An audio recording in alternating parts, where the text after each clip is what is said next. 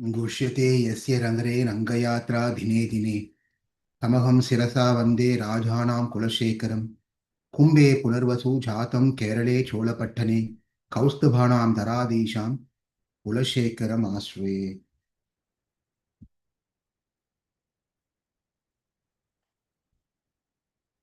By the grace of Kulaśekhara Āḻvār and Mukunda, we are at the very last session, last two slokas of Mukunda Māla.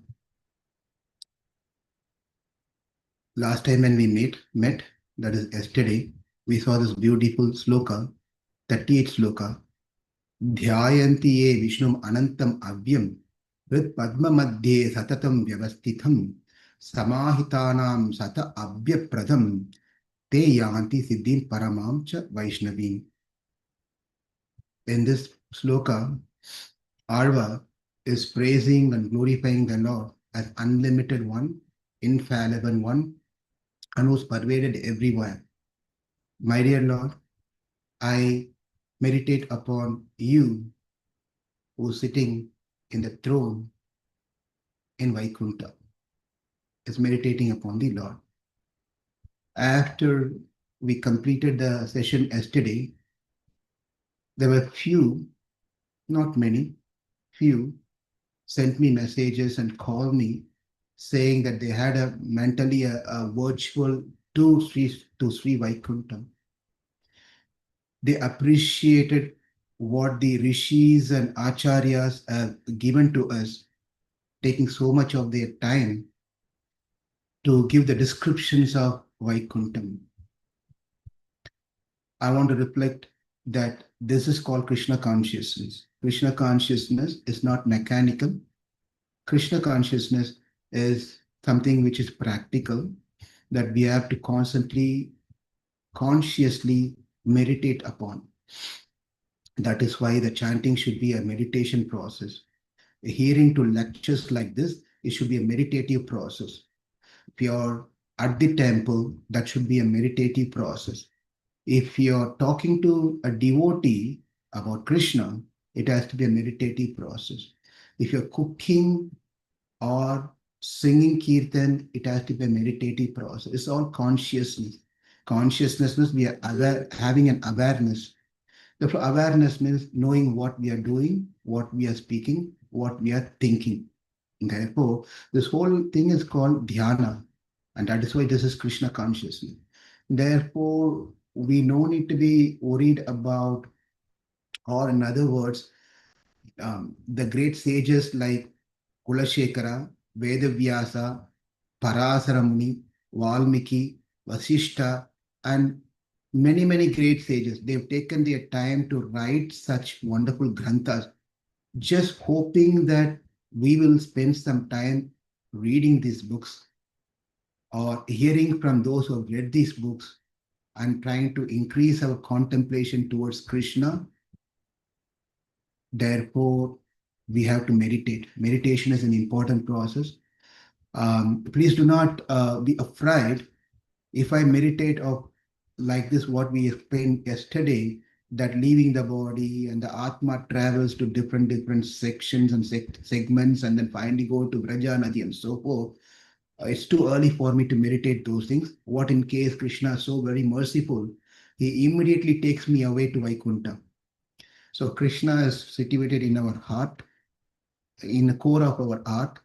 He knows how we are, what we are, how much we are surrendered, how much we are really mean what we say. He knows everything.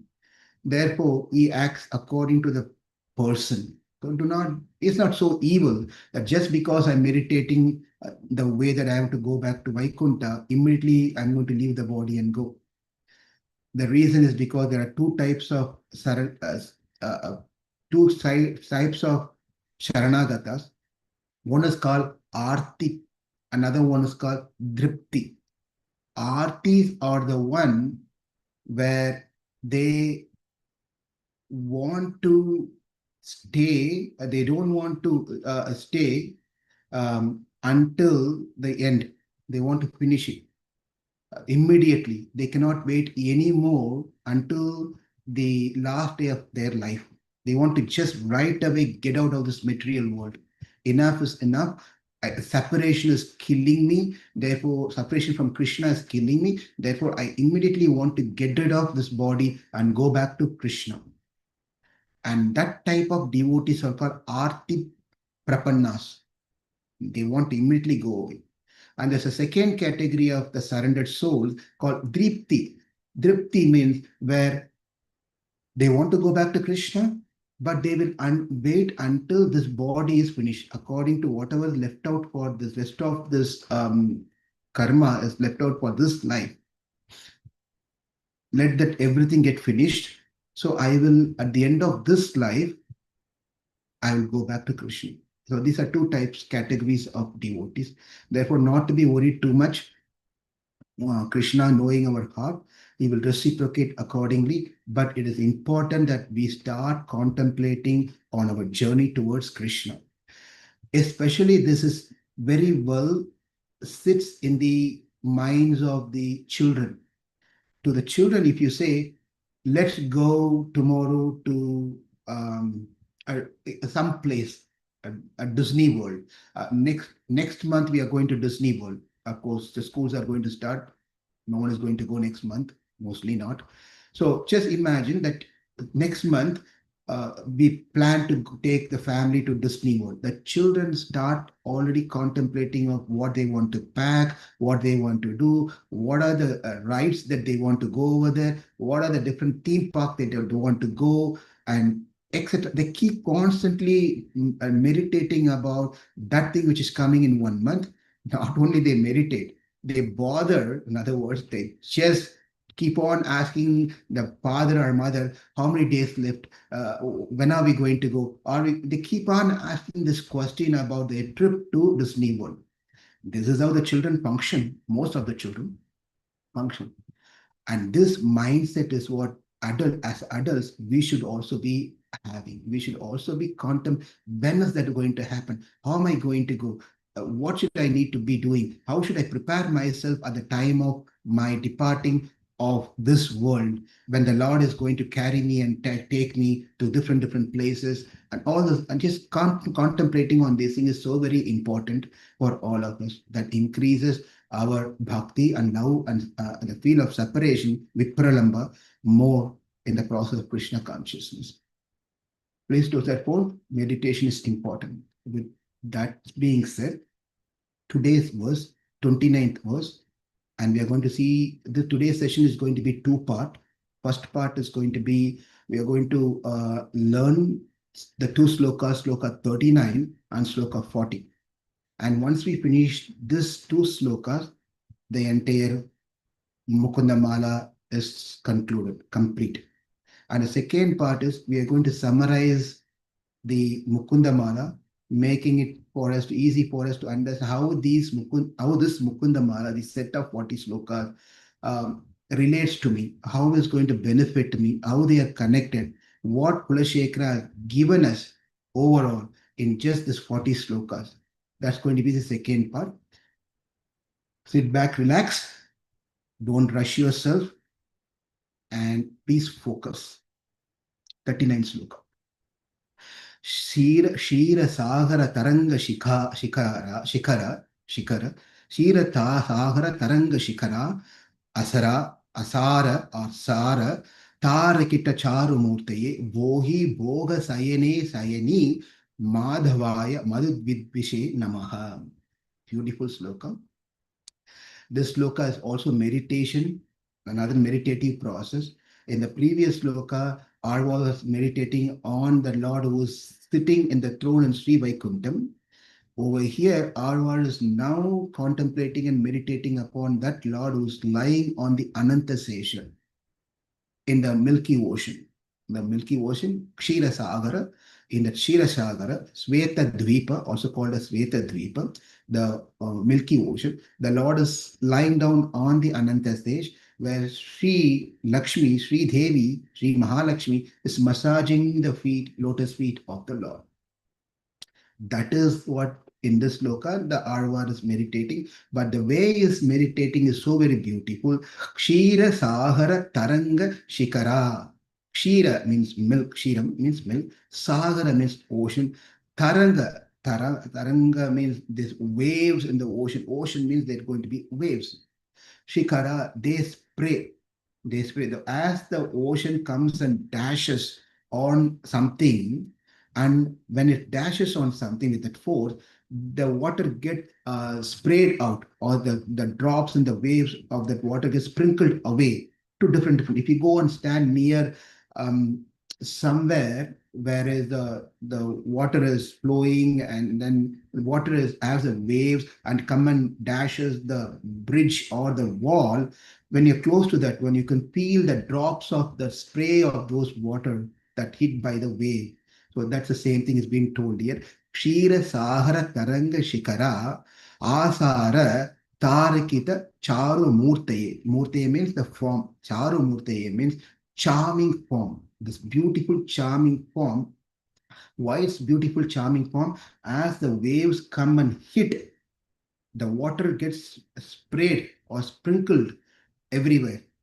Likewise, the Lord is there in the Milky Ocean, which is coming in the second part of the sloka. But before that, what happens is the water, these drops hit by the waves, it's sprinkled, showered on a murti. Murti means a form. On a form which, when you look at this form, which is sprinkled drops of these water, but this is not water, these are milk drops.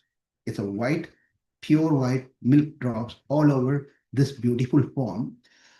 What happens is, what is that form? Where is it form? bhōgibhōga śayanīyaśāyinē. Bhōgi here means the serpent, the biggest serpent, which is none other than the Ādiśeṣa. Bhōgibhōga. Bhōga means for enjoyment. Bhōga also means body. Bhōga, who is happily śayanīyaśāyinē, where he is happily lying down on this bhōgi, serpent, joyfully.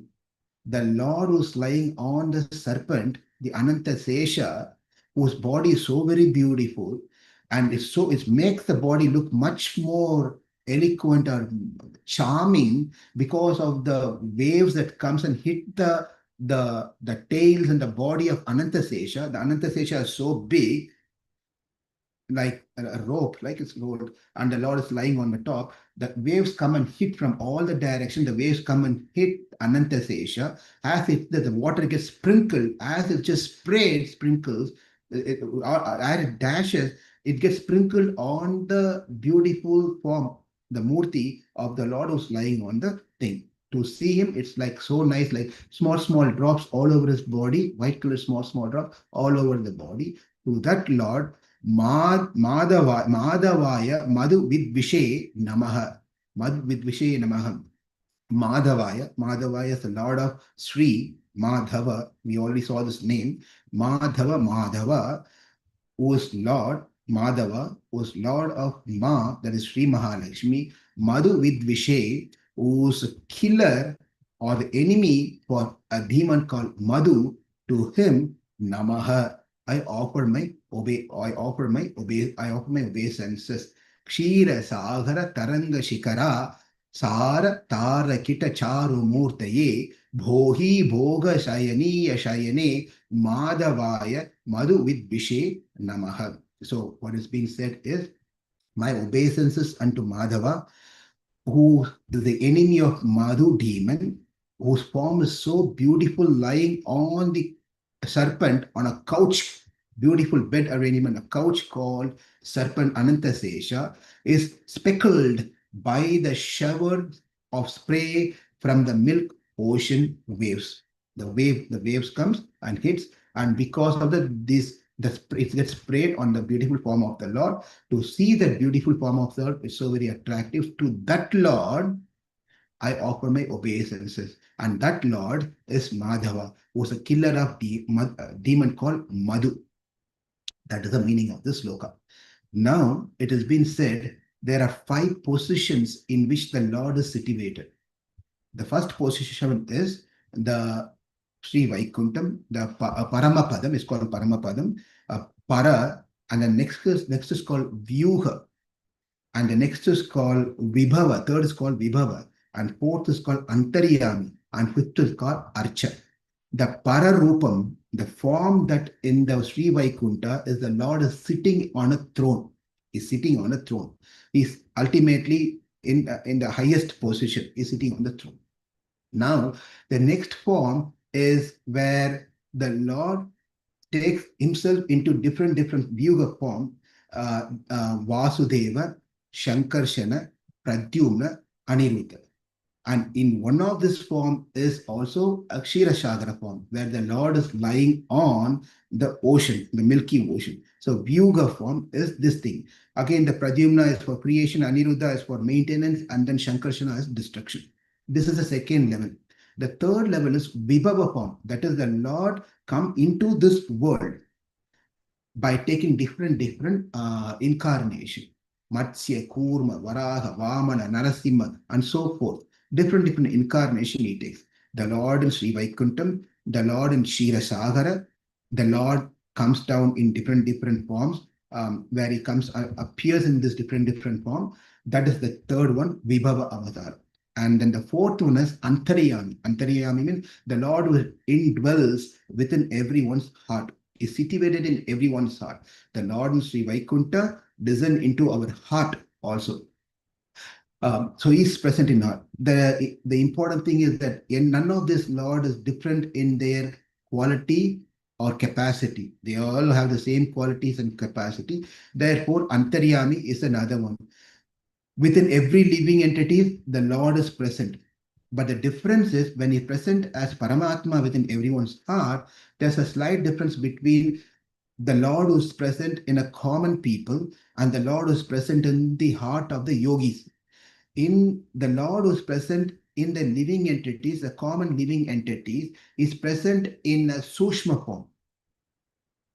Whereas the Lord who's present in the yogi, in the heart of the yogi, Ankushta Matra Purushaha, where he's standing in a standing form, holding the Shankar, Chakra, Gada, and Padma in a size of a thumb.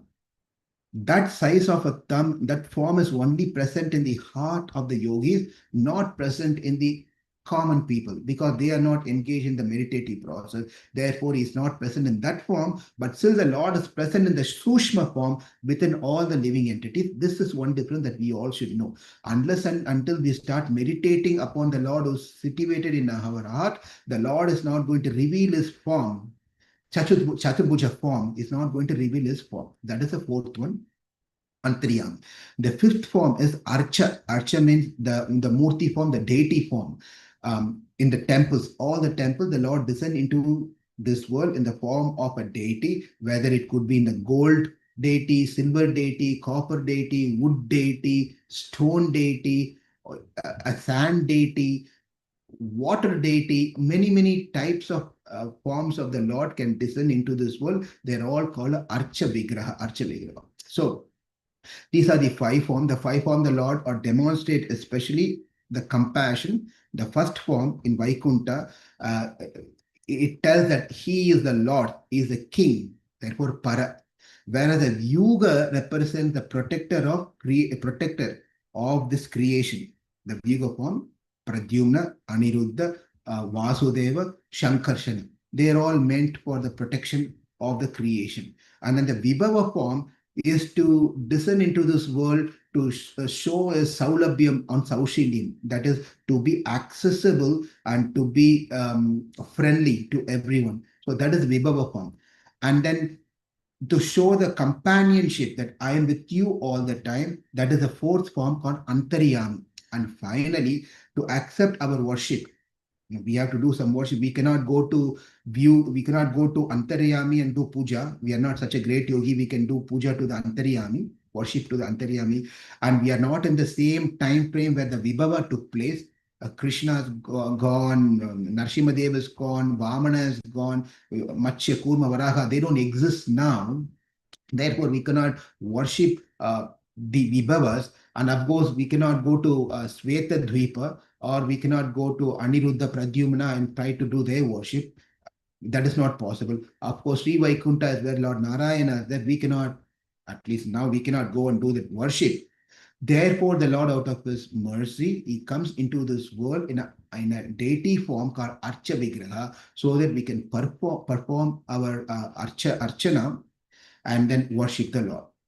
Now, having said this, this kṣīra-sāgara taraṅga, this particular Śloka of the first line of the Śloka, where kṣīra-sāgara, this the Milky Ocean, we should know where it is situated. Bhūlokam, as we know, there are 7 lokas and 7 talas, and we are in the plain plate called Bhūloka. In the Bhūloka, there are seven dvipas are there. Jambu Dvipa, Plaksha Dvipa, Salmali Dvipa, Kusha Dvipa, Krauncha Dvipa, Shaka Dvipa, Pushkara Dvipa. These are all Dvipa. It's called Dvipa, means island. Island means not like the islands that we have, whatever the island of this world, small places. It's not like that. Dvipa itself is 100,000 yojanas and multiplied as it grows further. For example, Jambu Dvipa is 100,000 yojanas. 1 yojana is said 10 miles, or some say 8 miles. To keep the math easy, keep it 10. So therefore, the Jambu Dvipa, the area of the Jambu Dvipa is 100,000 yojana multiplied by 10 for us to understand how many miles it is. And the Jambu Dvipa is covered by the salty water.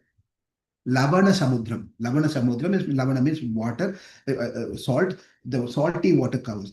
The water that is the salty water is of the same area of the Jambu Dvipa. If Jambu Dvipa is 100,000 yojana, the area of the salty water is also 100,000 yojanas. After the 100,000 yojanas of the salty water, there's another Dvipa called Plaksha Dvipa. Plaksha Dvipa, and then that is double the size of Jambu Dvipa, 200,000 yojanas. And the water covers around the Plaksha Dvipa is sugarcane. Sugarcane juice. Sugarcane juice is what the water is. That water is made of. That is of also 200,000 yojanas. After the sugarcane juice water, the third Dvipa is called Shalma Dvipa. Shamali Dvipa. Shalmali Dvipa is another Dvipa, third Dvipa, and that Dvipa is covered by the liquor, Surabhana, the liquor sea, which is of Salmali Dvipa. Salmali Dvipa 300,000. Therefore, the liquor sea is also 300,000. And the fourth Dvipa is Kusha Dvipa. And then Kusha Dvipa is 400,000. The previous one was 300, sorry. This fourth one is 400,000. The fourth Dvipa, Kusha Dvipa, is 400,000 yojanas. And the sea that covers is Gi, which is also of 400,000 yojanas. After the Kusha Dvipa, after the Gi Sea, that comes the fifth Dvipa called Krauncha Dvipa. Krauncha Dvipa is 500,000 yojanas, and covering this 500,000 yojanas of Krauncha Dvipa is curd, dahi, curd sea, only curd. And that is also 500,000 yojanas. After this 500,000 yojanas of curd, dahi samudram is called Shaka Dvipa. Sixth Dvipa is called Shaka Dvipa. And this is 600,000 yojanas. Covering the 600,000 yojanas is another 600,000 yojanas of just kshiram, milk. The reason I took explaining all this thing is to come to this sixth Dvipa called kṣīra-sāgara, Shaka Dvipa, which is covered by the Milky Ocean of 600,000 yojanas, and that is where the Lord Kshirodakshaya Vishnu lies. Physically, he lies over there. Since we started, let's finish with another Dvipa. And covering this Milky Ocean is another Dvipa called Pushkara Dvipa. Pushkara Dvipa is 700,000 yojanas. Covering the 700,000 yojanas, another water is a fresh water, crystal clear fresh water over there. So where are we? We are in Jambudvipa. If you're doing Gayatri, if you're doing Sankalpam, if you're doing Sandhya Vandana, we say Jambudvipe, Bharata Varashe, Bharata Kante, we recite these things. So Jambudvipa is our Dvipa. Again in Jambudvipa, there are kandams, Varsha, it's called Varsha. There are 9 Varshas are there. Varsha means there is a section within Jambudvipa. Bharata Varsha, Kim Purusha Varsha, Ramyaka Varsha, Hiranyaka Varsha, and so forth. Ketumala Varsha and Ilavrta. All the different Varshas are there. And we are in the Jambudvipa of 9 Varshas, we are in Bharata Varsha. Within the Bharata Varsha, we are in the Kanda called Bharata Kanda. Bharata Kanda or Bharata Kanda. Anyway, so the point here, sticking on to the point here, the Dvipa or 7 of this 7th Dvipa, the 6th Dvipa is called Shaka Dvipa, Kṣīrābdi. This is called Kṣīrābdi. Also Kṣīrābdi Natha. Kṣīrābdi Natha means the Lord of Kṣīrābdi is Vishnu, who is lying on this milky ocean. Now, coming back to our Śloka, Āḻvār is visualizing. Initially, he visualized, meditated, contemplated, and Parabhōga, Paramapadam, the Sri Vaikuntham, where the Lord in his abode, sitting on the throne, carrying his ayutams, and then being chamarad by all these Apsaras, damsels of Sri Vaikuntham. He has Sri, Bhudevi, Neela Devi, and Garuda is right there. And all the Vishwaksena and many great sages are there. He visualized these things. He meditated on that one. And then from there, he came to the Milky Ocean, kṣīra-sāgara, Kṣīrābdi. In the Milky Ocean, the Kṣīrābdinatha, the Lord who's lying down on the post, the association of that Vaikuntanatha, the same Vaikuntanatha who's sitting there, come down and rest us on the Anantasesha. Why all of a sudden Āḻvār from Vaikuntham, Sri Vaikuntham, meditating on the Lord over there who's sitting in that beautiful form, came down to Kṣīrābdi, where he is now contemplating on the Lord who's lying on Anantasesha. Why? Is because we should know that Āḻvār is fond of Sri Ranganatha in Sri Rangam. In Sri Rangam, Sri Ranganatha is not sitting. He is not standing. He is in a lying pose, exactly as the Lord in the Milky Ocean, Kṣīrābdi, where he is also lying. Therefore, is connecting that Lord, and over there, so he's meditating on Sri Ranganath. He's always contemplating on Sri Ranganath. And of course, Sri Rangam is non-different from Vaikuntham. And the Lord Ranganath is non-different from Vaikuntanatha. Kaveri Virajaseyam Vaikuntham Rangamandiram. So Vasudeva Rangasya Pratyaksham Paramam Padam. The beautiful Śloka says, like how the Viraja Nadi is covering the Vaikuntham, likewise Sri Rangam, the kṣīra-sāgara in southern part of India, kṣīra-sāgara is covered by the Kaveri Viraja. So this Śloka says that Kaveri is Viraja in the spiritual world as descended, or is the same thing over here in this world, Kaveri Virajaseyam Vaikuntham Rangamandiram. Mandiram means the place or the temple. The Vaikuntham over here in this land is Rangamandiram, which is in Sri Rangam. And the Vasudeva was there in the Sri Vaikuntham, Rangesha. That Vasudeva is Ranga over here in Sri Rangam. So Viraja is Kaveri here.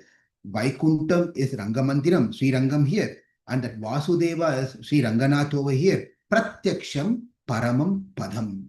What does he want? Pratyaksham. We can see that Lord over here in Sri Rangam. That is the meaning of this one. Therefore, Āḻvār is always Gushyate Yasya Nagare Rangayatra Dine Dine. As we heard from the introduction of Mukunda Māla, the story of Āḻvār always wanting to go to Sri Rangam. Always Gushyate Yasya Nagare Rangayatra Dine Dine.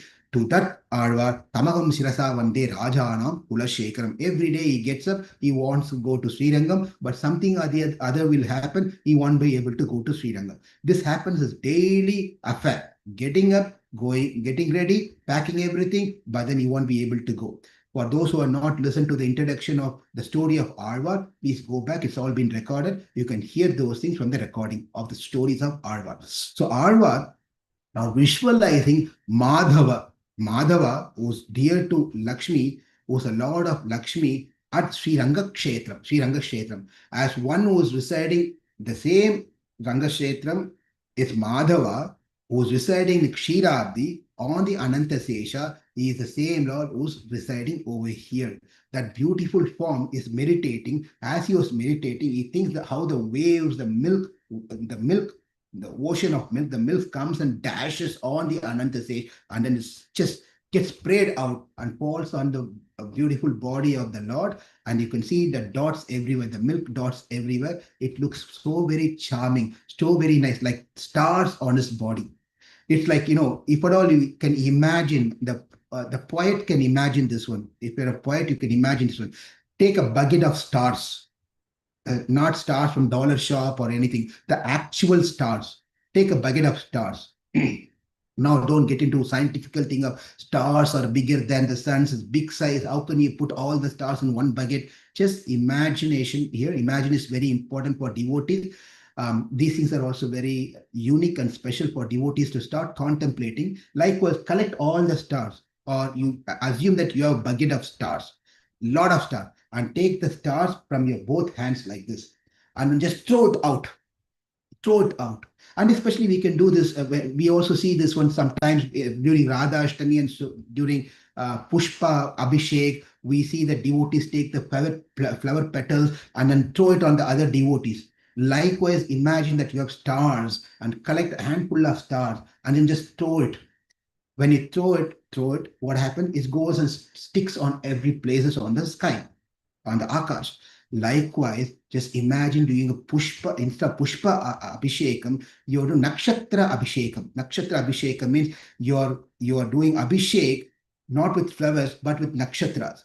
And the Lord is lying on this Ādiśeṣa, where Sri Mahalakshmi is massaging the feet of the Lord. Now you're taking the handful of nakshatra and then just offering it on the Lord. And it goes and stuck on the body's Lord, beautiful body of the Lord. And how is it to look like?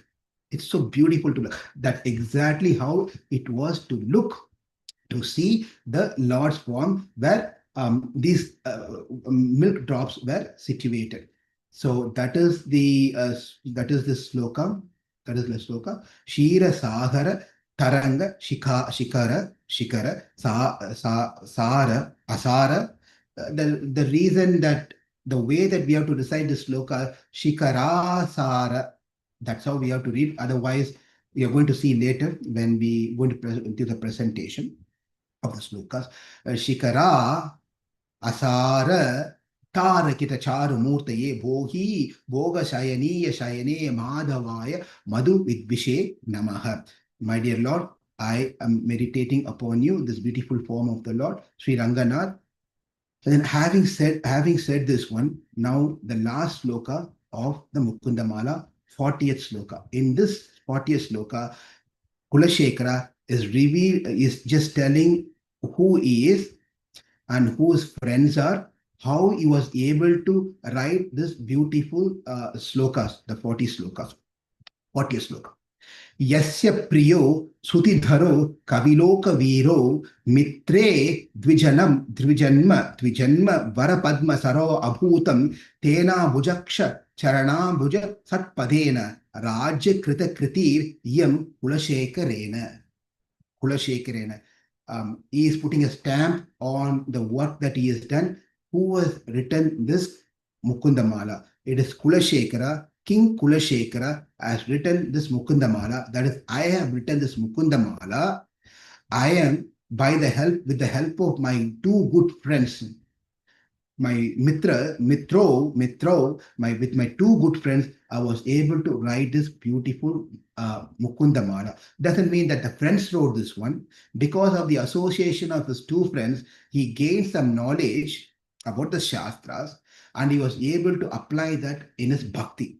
Yasya priyo sutidharo kaviloka viro. Yasya, whose priyo, beloved, sutidharo, expert in the knowledge of the Vedas, kavi, not only they're expert in the Vedas, they're also kavis, great poets. Loka, in the society, viro, they are eminent leader.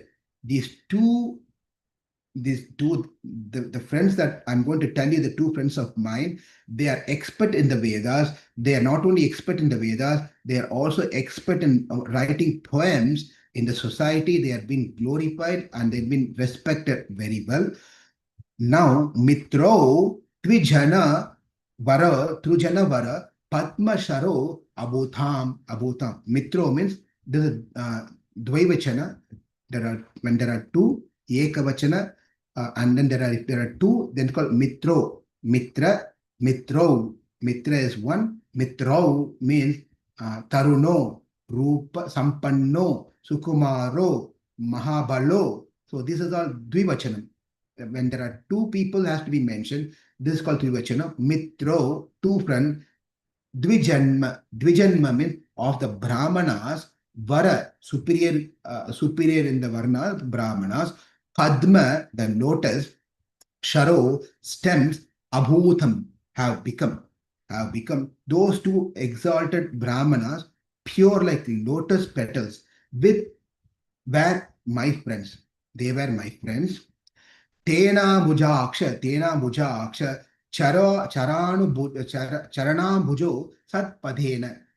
Tena ambujaksha, tena of by him, ambujaksha, the lotus side, charana bhuja, of his lotus feet, the lotus side and of the lotus feet, sat padena. This is sat padena means that which has 6 legs. In other words, sat padena, the word sat padena refers to bee, the honey bee, which means that I, as a bee, absorbed in the around the lotus feet of that lotus-eyed Lord. Let me repeat it. I, as a bee, absorbed in the lotus feet, around the lotus feet of the lotus-eyed Lord. How beautiful, how beautifully is it? Who is that person?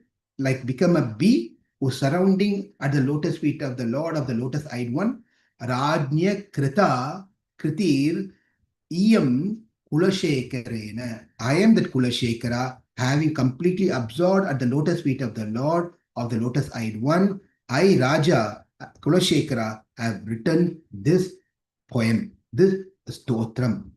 This Stotram has been written by me to the lotus-eyed Lord by being learned with the help of my companion, beloved companion of two exalted Brahmanas, the heroes of Vedas, heroes, the masters of poetry, the pure and noble ones.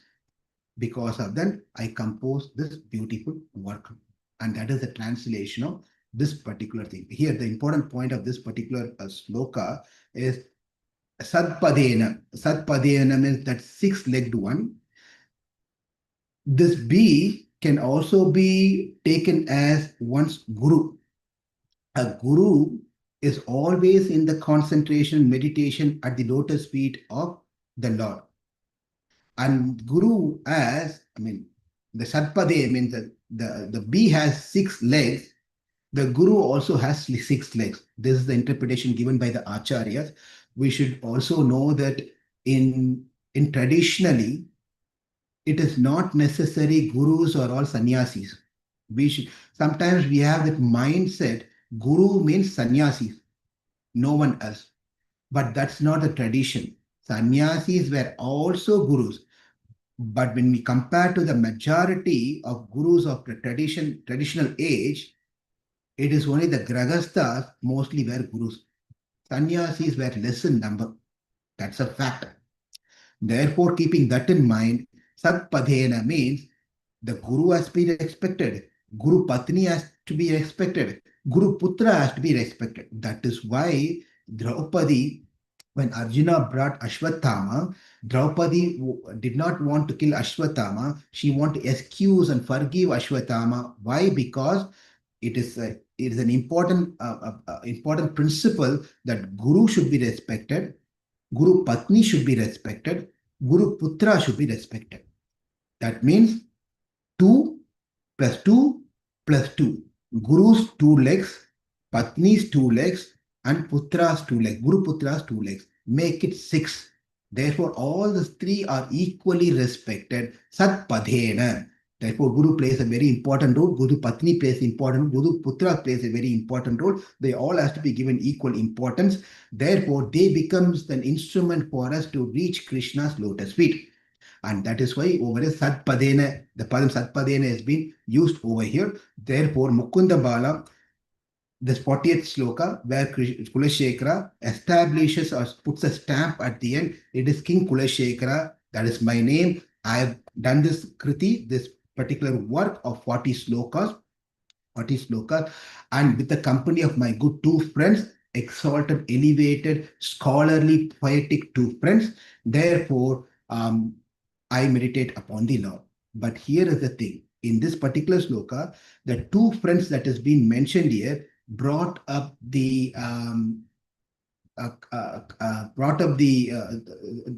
thing of whether this has been written by Kulaśekhara Āḻvār or has been written by someone else. Until 39 slokas, there's no confusion. And we've been, during all the slokas, we've been telling Āḻvār, Kulaśekhara Āḻvār, Kulaśekhara Āḻvār, Kulaśekhara Āḻvār. Sometimes we also referred as King Kulaśekhara, King Kulaśekhara. Is he King Kulaśekhara or is he Āḻvār, Kulaśekhara Āḻvār? What is right? Of course, as per the history, the King Kulaśekhara became Āḻvār. That is also, we have explained the story, narrated the story of Āڵvār at the introduction. That's one thing. Therefore, it is said Āڵvār, Kulaśekhara was a king before. He has written this Mukunda Māla. But the problem is Mitre Dvijanma Vara Padma Sharo Vibhūtayam, where it says that Mitro, I have 2 friends.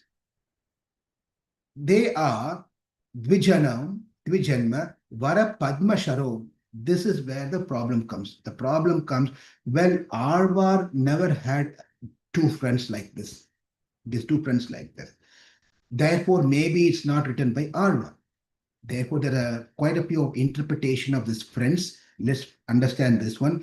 Dvijanma varascha, Padma varascha. Dvijanma varascha, Padma varascha. This is the first interpretation. The meaning is there were 2 friends for King Kulaśekhara. Dvijanma vara, one person name is Dvijanma vara, whereas another friend name is Padma Shara. These are 2 friends. There's another interpretation has been given that there are 2 Brahmanas, Dvijanma vara, whose name is Dvijanma vara. That is the 2 Brahmanas. Dvija means the Brahmanas who are second born. There are 2 Brahmanas by the name Padma and Sharan. Padma and Shara. Therefore, there are 2 Brahmanas. First interpretation is Dvijanma vara is one friend. Another friend is Padma Sharo, is another friend. One is a Brahmana, another one is Kshatriya. The second interpretation is both of them are Brahmanas, Dvijanma vara, whose names are Padma and Shara. But this is 2 interpretation. There is a third interpretation. The third interpretation is these 2 friends that Āڵvār considering to be a companion, considered to be a scholar in Vedic, has a scholar in Vedas and very poetic, are Nammalvar and Periyalvar. There are 12 Āڵvārs are there. Kulaśekhara is one of the Āڵvār, and Nammalvar is prior to Kulaśekhara Āڵvār, and Periyalvar is another Āڵvār who is after Kulaśekhara Āڵvār. Therefore, there's another interpretation is given that these 2 companions that are King Kulaśekhara is mentioning here is none other than the Nammalvar and Periyalvar. Therefore, this is Kulaśekhara. This is Kulaśekhara. Whether is King Kulaśekhara someone in the lineage of some kings whose name was Kulaśekhara wrote this one, or whether is Āḻvār Kulaśekhara wrote this one. Whoever wrote this one, this plays a very important part for all the Vaishnavas, for everyone for that matter. More than understanding who wrote and try to investigate whether it is King Kulaśekhara wrote, someone called King Kulaśekhara wrote, or it is Kulaśekhara Āڵvār who wrote, the message of this is very potent, very important for all the practicing devotees. That really matters, rather than trying to get into the debate of this is not written by Kulaśekhara Āڵvār, it is written by someone by name called Kulaśekhara. Doesn't really matter. But in many Vaishnava temples, these Grantham, Mukunda Māla, is been recited. Many Vaishnavas, they recite this, especially on the Sri Vaishnavas. This Grantha, Mukunda Māla, is considered to be one of the very important Grantham, and they memorize, they practice, they chant this Mukunda Māla. Therefore, we consider that this is possibly could be actually written by Āڵvār himself. That's a thing. Now, having said this one, Kulaśekhara has given us something very important over in this 40 slokas, the importance of chanting Nama Bhajanam, Nama Sankirtanam, Nama Siddhantam. Siddhantam is philosophy. Of all the philosophy, Nama Siddhantam, the Siddhantam of chanting the holy name of the Lord, is the easiest and fastest way to get rid of everything and go back to the kingdom of God. Go back to the kingdom. And that has been promoted over here. There is in a Upanishad, Kali Santardana Upanishad, it is the conversation that takes place. Then the conversation that takes place between Narada and Brahma, Narada is asking Brahma that what is that name that enables one to easily cross over this material existence, cross over the Kali Yuga. Is asking Bhagavat Adi Purushasya Nārayaṇasya Namucchārana Maune. So he says, now that I understand that it is important to chant and remember Narayana, what is that particular name that we have to chant? In response to that Narada's question, Brahma says, Hare Rama, Rama Rama, Hare Hare, Hare Krishna, Krishna Krishna, Hare Hare. One should chant this mantra, Hare Ram mantra, Hare Krishna mantra. This itself sufficient enough in Kali Yuga for one to easily cross over this ocean of miseries that we are going to go through. And that is what has been mentioned in, that is what has been the theme of this Kulaśekhara's Mukunda Māla. And there are many quotations has been given where chanting is the only way that we can easily get rid of all the problems of the life. And the another beauty of Mukunda Māla is that in this Mukunda Māla, Navavida Bhakti is also being explained. Shravanam, Kirtanam, Vishnu Smaranam, Pada Sevanam, Archanam, Vandanam, Dasyam, Sakyam, Atmani Vedanam. All this 9 Navavida Bhakti, that is listening, the glories, Shravanam, and to listen. And then Shravanam, Kirtanam, to chant the name, glories of the Lord. Meditation, Smaranam, and worship the lotus feet of the Lord, Pada Sevanam, and salutation, Vandanam, and performing of Aradhana, that is Archanam, and offering service as a servant to the Lord, Dhasyam, and associating with the Lord of Sakyam as a friend, and surrendering oneself to the Lord, Atmani Vedam, Shravanam, Kirtanam, Vishnu Smaranam, Padaseyanam, Archanam, Vandanam, Dhasyam, Sakyam, Atmani Vedanam. All this Navavida Bhakti is being explained in this Mukunda Māla.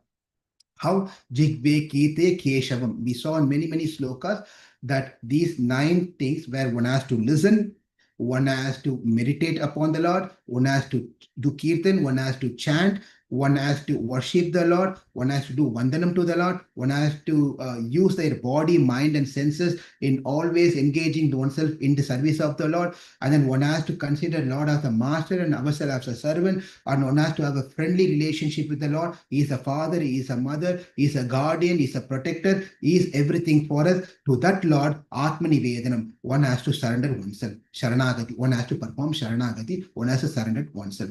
Having said one, now we are getting into the second part of the presentation today. In this Grantham, Mukunda Māla, Āḻvār has placed such a important topics that we all should know as a devotee, because in the world there are different philosophies are there. One philosophy says that there is only one absolute truth. Everything else is Maya. Everything else is just illusion. Brahma Satyam Jagat, Brahma Satyam Jagat Nityam, Jivo Brahmaiva na paraha. That is, this Brahman is Satyam and Jagat is Mithya. This entire thing that we are seeing around us is all false. That is one school of thought. That is called Advaitam. There is no second, there's only one. And there is also Dvaitam. There are two. The propounder of Dvaitam is Madhvacharya, but also the Sankhya philosophy. They also have something called two concepts, not one, two. That is Jivatma and Achit. That is the Prakriti, the matter and the spirit. Jivatma and not Paramatma, the matter. These two together is what makes up the entire creation, the entire activities of this world. They deny the existence of Brahma, Sankhya philosophy, Sankhya Madam. Sankhya Madam, that is Jivatma they accept, the Prakriti they accept, the Jivatma and Prakriti work together like a blind man and a layman, they work together and they move forward in the creation and destructions and whatever this is. Therefore, this is the second type of philosophy called Sankhya Matam. First one, Advaita, which only one. Sankhya speaks about two, Sankhya Matam. And beyond this one, there's a combination of this one and two. Tattva-trayam. Tattva-trayam, there are three truths are there. It is not one, it is not two, it is three. That is Ishvara, accepted by Advaita, and then the Achit, the Jivatma and Prakriti is accepted by Sankhya philosophy. When you add these three things together, accepting these three things together makes Tattva-traya Siddhantam. Tattva-traya Siddhantam is acceptance of Ishvara, acceptance of Jivatmas, acceptance of Prakriti. All the three exist. They all exist simultaneously, all together. Otherwise, it's not possible, because just by Jivatma and just by Prakriti, things cannot happen. Why? Say you want to plan for something. Going back to the Disney World example that we saw earlier, in 1 month time, we want to go to planning to go to Disney World. And then everything is ready, ticket has been booked, car has been booked, rooms are being booked, everything has been done. And you have to leave tomorrow, take a flight and go tomorrow to Orlando. At that point, from today, you get an important call from your work or from somewhere else saying that you got to be in this place right away as early as possible. Drop everything you have in your plan and come immediately. Well, I had all the power to plan myself everything, but there is something which is making me not to execute that one. That something which is stopping me to make me execute something that I wanted must be superior than me. That's why it can control my activities to what to happen, what not to happen. I sit in front of the food. The prasadam is being made wonderful. Everything is being ready to eat. But I'm going to eat. At that point of time, the phone rings. The phone rings. I want to eat at 8 o'clock. But why I got a call at 8 o'clock where I cannot eat the food? Something is controlling me at that point of time. So here we can understand that Jivatma is not the controller, Prakriti is not the controller, but there is something which is superior than the Jivatmas and Prakriti, the living entities and the matter. Something is superior than these two, which is controlling these two. And that is Ishvara. That is Ishvara. Now, the question comes, is Achit, that is matter, among these three things, Achit, Jivatma, Paramatma. Of these three things, which is greater? We need to know which is greater. So that is also the reason we have been talking about these things. All these things are very beautifully explained in Mukunda Māla. And this is an introduction to later we are going to see which slokas are connected to what we are talking now. So therefore, please focus, please concentrate. It is philosophical. But the whole idea of learning Mukunda Māla is to understand the philosophy so that we can develop bhakti towards Krishna. The philosophy cannot be removed. It cannot always be stories. Stories are very good. But if you don't know the philosophy behind the story, then it's just a comic. It's just a cartoon. It is just a time pass. Therefore, it is important to understand the philosophy so we can appreciate the stories, so that our stories can have values for our understanding. Okay, now coming back. So the three things, Achita, Chitta, Ishvara. Achita means matter, Chitta means living entities, Jivatma, conscious entities. Ishvara means the Paramatma, the Bhagavan, the Supreme Lord, absolute truth, Brahman, absolute truth, Brahman. Out of these three things, whatever we think greater, that is what we try to approach. If someone is thinking that Achita, matter is the ultimate enjoyment for me, I need to have the best house, a mansion house. I should have 2-3 different types and different colors and different bands of cars. I should have a swimming pool. I should have this. I should have every day I should have palatable food.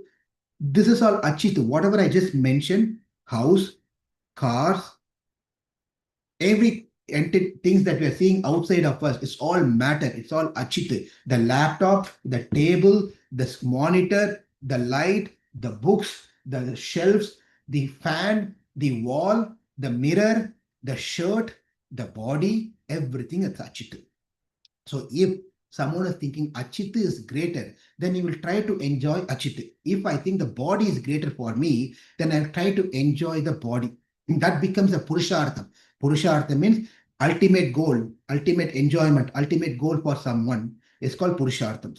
Someone is called Purushartham. What is your ultimate Purushartham? What is your goal in your life? For me, enjoying this world, enjoying my body, and those things which is attached to the body is the Purushartham. Achita is the highest one. They are called Aishwarya, and that is called Aishwarya Anubhavam. Anubhavam means experience. Anubhava means experience. Aishwarya Anubhava means one who tried to derive experience and joy and pleasure through Aishwaryam. Aishwaryam not literally or only restricted to wealth, money. Aishwarya not only refers to wealth, Aishwarya refers to anything that this matters of this world that gives me a pleasure can be called with Aishwarya. Aishwarya, that is the beautiful form, and the smell, the taste, the touch, everything can be Aishwarya that gives me joy. But the thing is that as we keep enjoying this one, we comes to a point that more I enjoy, more I want. That is how this Achita things are. The more I want to eat something, I want to eat more. Even though our tummy has no space, we want to eat more. The more I want to see something, I want to see more. The more I want to hear something or the worldly thing, I want to hear more. There's always like pouring oil into the fire. It's just not going to go away. I want to enjoy more and more and more and more and more. That becomes my disease. Ultimately, we are all diseased. Because you take more of something that is not good for us. Ghee is good for health. You cannot eat more. Anything for a medicine is good for us, but then you cannot take too much of medicine because the doctor said this, you have to take this pill every day, morning one, afternoon one, evening one. And I'm thinking, why should I do one every day for next 1 month? Why can't I take 30 in the morning, 30 in the afternoon, 30 in the night and finish it for once for all in one day, and you'll be finished. And if you do that one, we'll be finished. Therefore, if we do more of any of these things, it becomes the disease for us. And we won't be able to get out of this disease. And we start thinking that disease is an enjoyment. This is another Maya. This is an illusion that even the disease becomes our enjoyment. We start enjoying even in the disease condition. Even when you're at the time of close to 70, 80 years at the deathbed, we are wanting to enjoy things. But somehow or the other, out of hundreds and thousands of such people who want to enjoy the Aishwarya Anubhavam, come to a realization, what did I do in my life? I've been always running around. I've been always enjoying many things. But I felt that my cell phone did not give me enjoyment. My car did not give me enjoyment. My house, the mansion that I built, that did not give me enjoyment.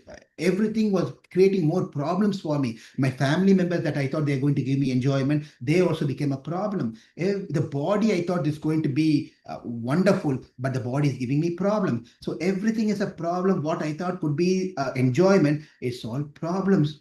Then that person turns towards Atma, Jivatma, turns towards within himself. Therefore, he comes to a realization that the happiness is not outside, the happiness is inside.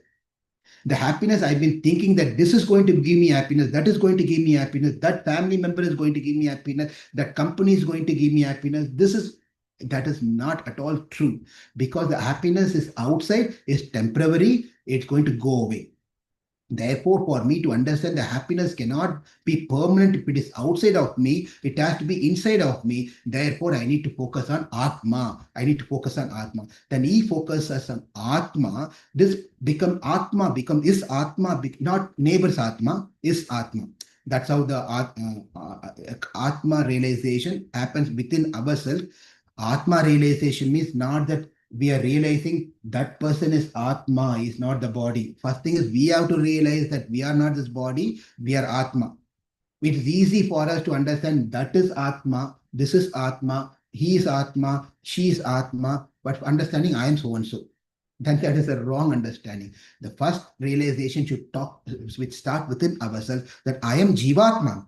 That is more attaining the Jivatma is Purushartham for me. Kaivalya, this is Kaivalya Anubhavam, that this person start meditating upon his body, is Atma himself. Therefore, he doesn't bring happiness from the outside. So this Atma is Anandamaya, Jnanamaya, and Anandamaya, Jnanamaya. And it is eternal. It cannot be cut into pieces, cannot be withered, cannot be fired, cannot be wet, nothing. And the happiness is residing within the Atma. Because I've taken this body, this Atma is thinking itself to be this body and so on. So, and therefore it has the pleasure, raga and dvesha, liking and disliking, hatred and love. It's having the dualities of the world. Therefore, none of those things to the Atma. It is actually towards the body, and I am not the body. Therefore, Atma is Anandamayam, Anandamaya, Jnanamaya. It's always, and the Atma is always effulgent by itself. Atma, aham, aham, aham, aham, aham. The Atma constantly keep telling itself, I, reminding it to ourselves that I, that is Atma. If you see, if you fall unconscious somewhere, someone met with an accident and then he gets up, all this while he was unconscious. And when he gets up, the first thing that person asks is, where am I? Well, you forgot everything, but you understand that you are that I.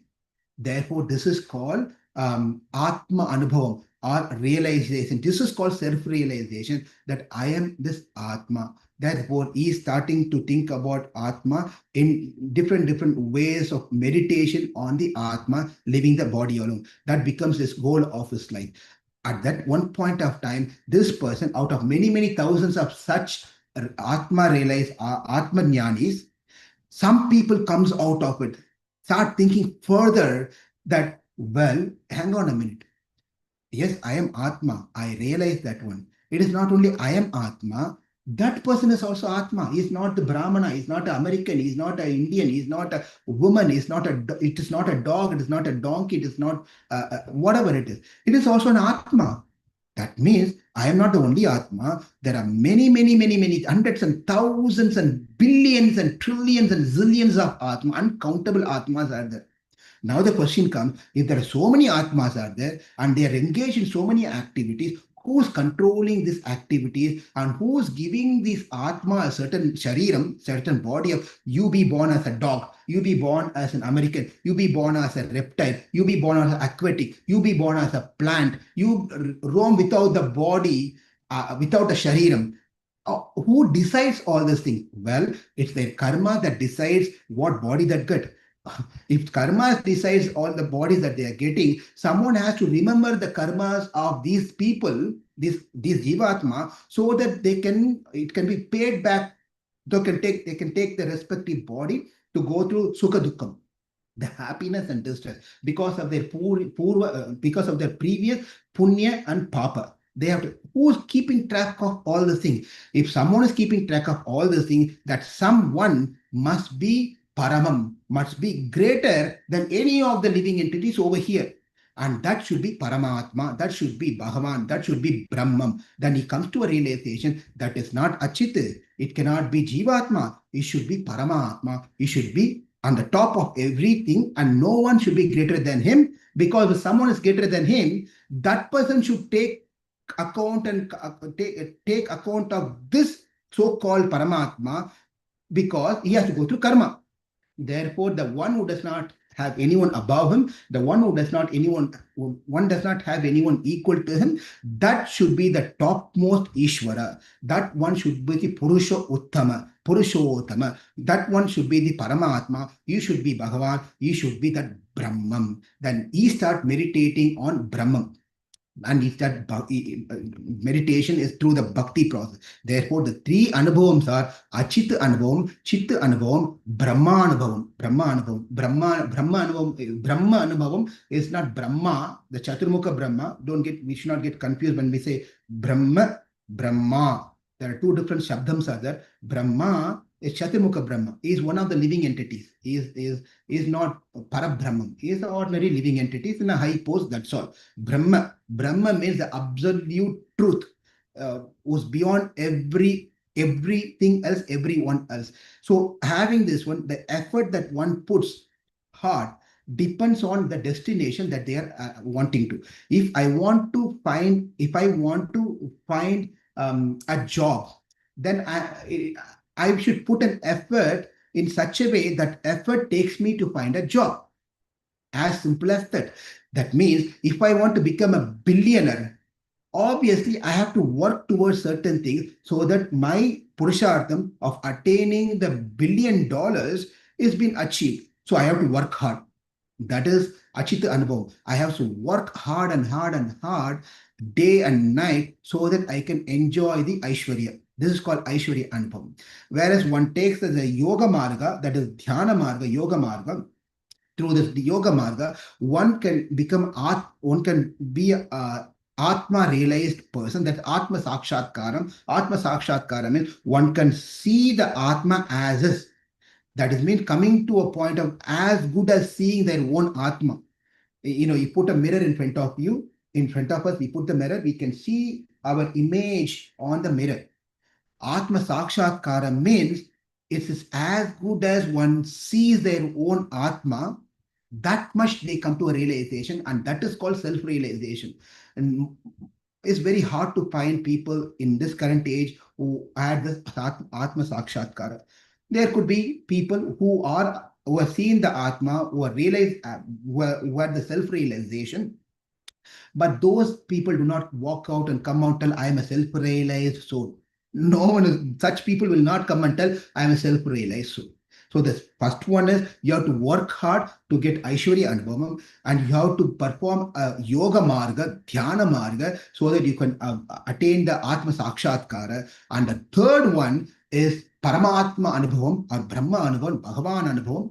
That is done through the process of Bhagavad Gita is teaching us, that Karma Yoga, Jnana Yoga and Bhakti Yoga. Karma Yoga which leads to Jnana Yoga, and Jnana Yoga which leads to Bhakti Yoga, and Bhakti Yoga which leads one to the Paramapadam, the absolute destination for all of us. Therefore, having understood this one, this person, the third category of person, he performs bhakti, navavida bhakti, or at least one of the navavida bhakti strongly, and practice that to attain the supreme abode of it. Now the question comes, well, you spoke about Achit is lower, and then Chitta, that is Atma Anubhavam, little higher than the Achita and Atma Anubhavam is Paramatma Anubhavam, the Bhagavan Anubhavam is the topmost. Now we have been using the word called Brahman, Bhagavan, Purushottama. These are all a term, but tell me about, is there an actual person behind this terms called Brahman, Purushottama, Paramatma, and so forth? Who is that Brahman? How do I understand that he is Brahman? He is the absolute truth. I generally, in my classes, I generally freely, loosely use Bhagavan, Paramatma, and Brahman. So do not think that, do not put your Bhagavatam thing is that, the levels of these things. I'm just using freely. So just understand in that sense. That's all. Anyway, so how do I understand the Supreme Lord?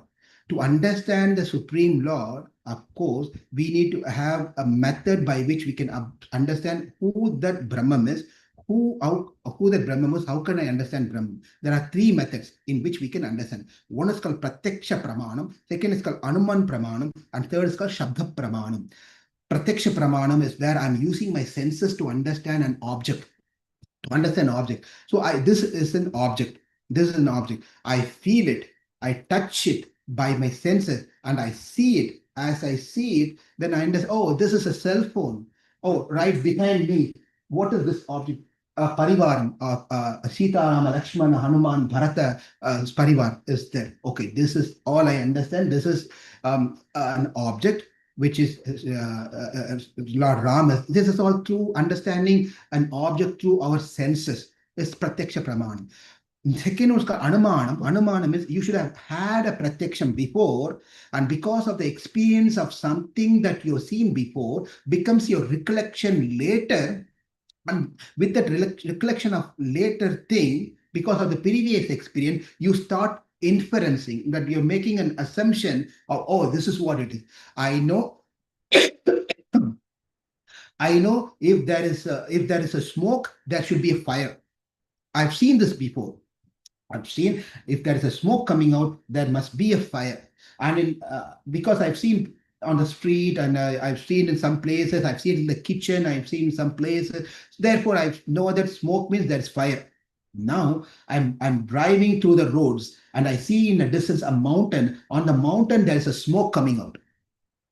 I conclude, I'm doing an anumanam here that, well, there must be there must be fire going on there, a forest fire. Therefore, the smoke is there. But I've not seen it, but I'm making an inference because of the pratyaksha that I had before.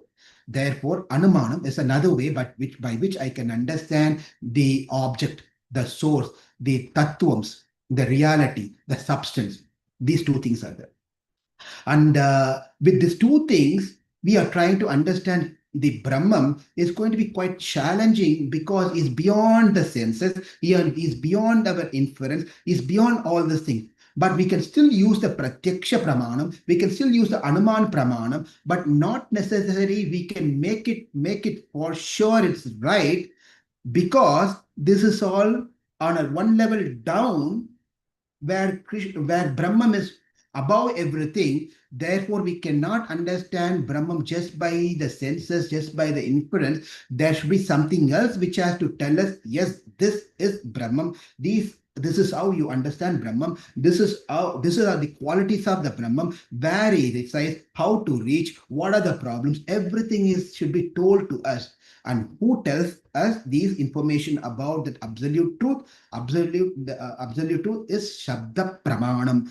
Eko Havai Nārāyaṇa Āsīt. It says there is only one Lord, Āsīt. Nothing else exists. Eko Havai means there's only one who exists before the creation. After the destruction, there's only one entity exists, that is Nārāyaṇa Āsīt. Nārāyaṇa Āsīt. The Veda, there are many slokas from the scriptures which establishes that Brahman is a supreme absolute truth, and that Brahman can be only understood by Shabda Pramanam and Pratyaksha Pramanam. Anuman Pramanam are all very helpful, but without the help of Shabda Pramanam, we cannot understand Brahman. The Brahma Shabdam is so very important. Brahma Shabdam, Brahatvat Brahmanatvat. Brahatvat Brahmanatvat means when we attain Brahman, not that we become Brahman, that is also another meaning for that one. But when we attain the Brahman, that Brahman that Bhagavan, that Paramatma, and keep repeating all these three things that so that no one question that we are talking about Brahman. Brahman is impersonal. Why are we keep talking about Brahman? In my statement, I'm treating for this presentation everything as one and the same with the interchange of names. I'm repeating this again and again and again. So I just don't want someone in the future to see the recording and think, we are talking about Brahman. Why are you not talking about Bhagavan? Bhagavan is a person. Brahman is impersonal. You keep talking about Brahman. So I'm not willing to get into that debate. So please allow me to speak freely. So Brahman, the meaning of Brahman, but you understand the meaning of Brahman, we will understand that's Krishna, that Paramatma and so forth. Brahman, Bhrigatvat, Brahmanatvat, which means that which makes you equal to its position is called Brahman. This is one of the meaning of what Brigat. Brahman means that which is big. Brigat Bhāgavatamritam, right? It is a big. How big? It just cannot be told this big, that big. You cannot tell with sizes. It's humongous. It's so big in all senses, by qualities, by greatness, by place, by size, and whatever you take it is great. Therefore, is Brahman. What happens is those who attain Brahman, those who attain moksha, Bhrigatvat, Brahmanatvat, that one who attains moksha is placed equal to the Brahman. He will also be equal to Brahman. That does not mean he become a second Brahman. Please understand. That means some of the qualities of the Brahman is given to this Muktatma. Muktatma that we saw yesterday, the conditioned soul get liberated and go back to Vaikuntha. When he goes back to Vaikuntha, over there, he becomes as good as Brahman, not Brahman himself, the Lord himself, but he gets some of the qualities, special qualities. There is no old age, there is no disease, he won't feel thirst, he won't feel hunger, whatever he thinks that will happen, all those qualities will also be part of this liberated soul. That is, but he does not, the Muktatma does not become the Ishvara, does not become the creator, maintainer, destructor. He does not become the husband of Sri Mahalakshmi. None of those things are true. Only some part of Brahman is being also bestowed on the Muktatma. Therefore, it is said the Brahman is that one which makes others also Brahman. Brothers also Brahman. So this is something that we need to understand. As we're talking about Brahman, we should understand this Brahman is having a qualities which is unlimited qualities, and these qualities are all flawless. There is no any fault in this Brahman. That is, we as Jivatma in this body are having qualities also. Our qualities are classified into good qualities and bad qualities. Qualities, in general, qualities means good qualities. Just for the sake of saying something, I'm telling this. That's bad nature of us and the good nature of us. But when it's come to the Brahman, it's all pure. There is no fault at all. As we know that the Lord is having unlimited qualities which doesn't have any faults, now my desire increases.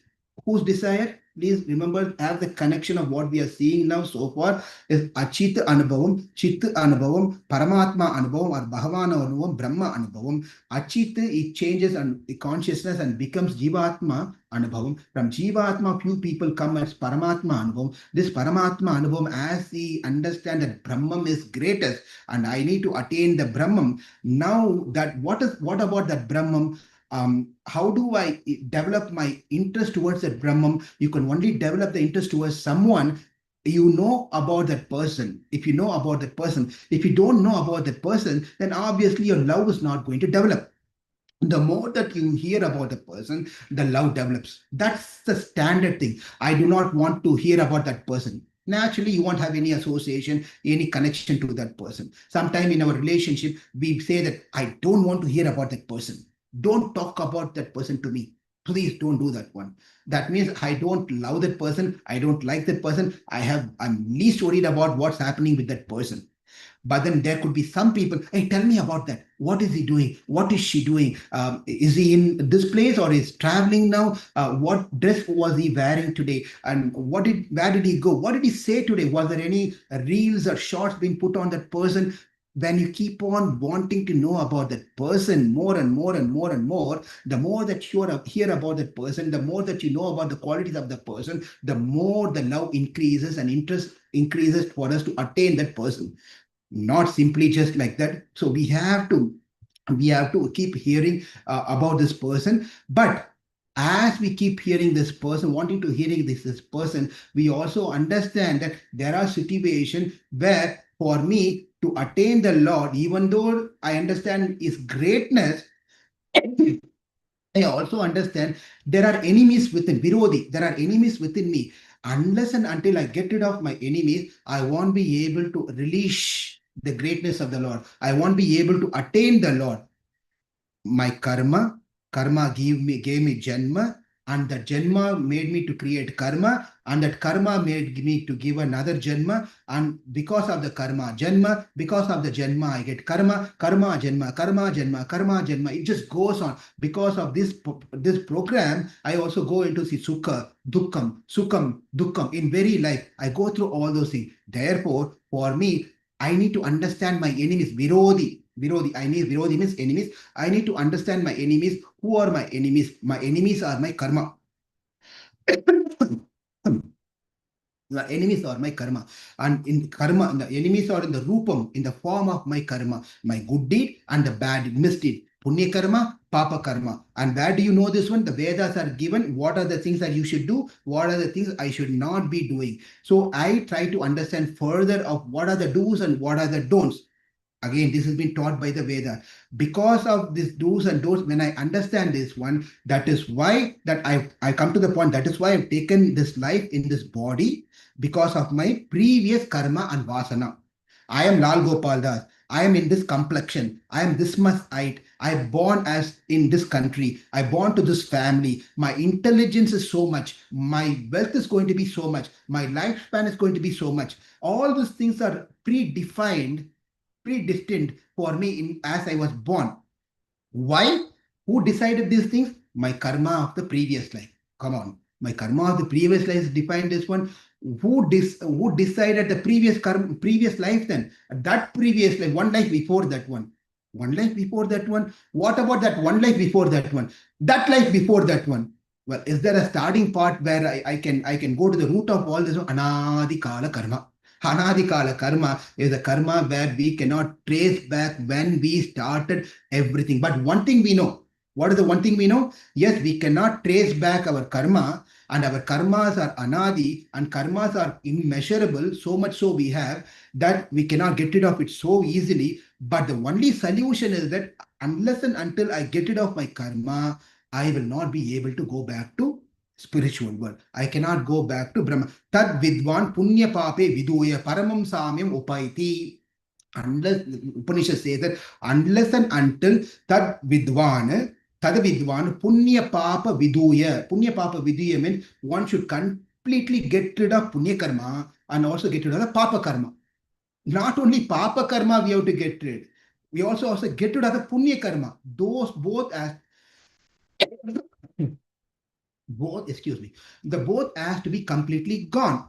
Unless and until all the punya papa karma are gone, we will not be able to attain moksha. Now the question is, well, no problem. I will get rid of my karmas.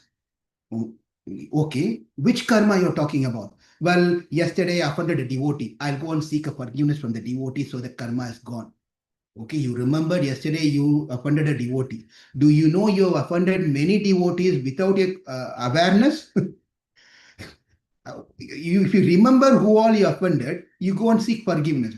If you can't even remember whom you offended, but the devotees have got offended, or you've done so many karmas we have accumulated, not only this lifetime, many life, we have no idea. It's easy for us to go to the online bank and check out what's the bank balance for me. I have 10,000, I have 100,000, I have 1 million, I put in the share over here, I put over in the investment. It's easy for us. Even the richest man of current age, the top 10, whoever the top 10 is, they have a number. He is worth of this much. So you can tell how much worth of money that person has. But if you want to measure, you want to see the account of our karma, it is not possible. I'll tell one small incident, and this will tell us how karma get accumulated in us. You all understand that we have to take shower every day. We have to take bath every day. If you Shastra says, if you don't take bath, you accumulate karma. If you eat without taking bath, you accumulate karma. In the story of Harishchandra, you all heard the story of Harishchandra and the lineage of one of the ancestors of Ramachandra. Harishchandra, such a Satyavan, he never lies in his life. His movies are there, by the way. You must have watched this black and white movie.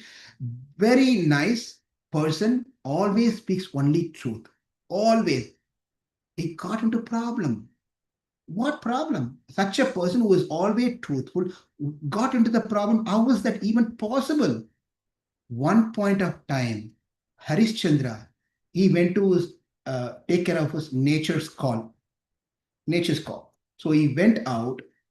As he finished with his business, after you finish your nature call, you have to wash your feet. Now, as he was washing his feet, he did not wash the back portion of the feet. He missed it out.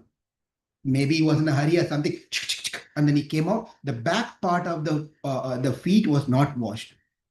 Because of that one small mistake that he did, he got into a lifelong problems. That's where it started. That small papam that he did, that is considered papam. The small papam that he did, he got into such a big problem. Now think about today's people. Some people only take bath on weekends. I'm not joking. Some people only take bath on weekends. Some people doesn't even take shower in the morning. Some people take shower in the night and not in the morning. This is all not sastric. You want to take shower in the night, you take shower and sleep. But that doesn't mean that because you took shower previous night, tomorrow morning just brush and put some fragrance and powders and all those things and go out. Morning, one must take shower. No excuse at all. There's no excuse at all. Otherwise, that becomes a papa karma. And there's so many papa things we can go on with. But the point here is we should understand that there are two types of karma: prarabdha karma, sanchita karma. Prarabdha karma, prarabdha karma, arabdham. The karma has been started already. That karma is called prarabdha karma. We are all in the prarabdha karma program, by the way. Whatever the karma we are going to is prarabdha karma. And one more important point, many times people are thinking prarabdha karma is for one lifetime. After the prarabdha karma, new prarabdha karma comes in the next lifetime. It's not so. One prarabdha karma can run into multiple hundreds and thousands of births. It is not one prarabdha karma per lifetime. One set of prarabdha karma can run into hundreds of lifetime, or 10 lifetime, or thousands of lifetime. It depends. We don't know. It depends.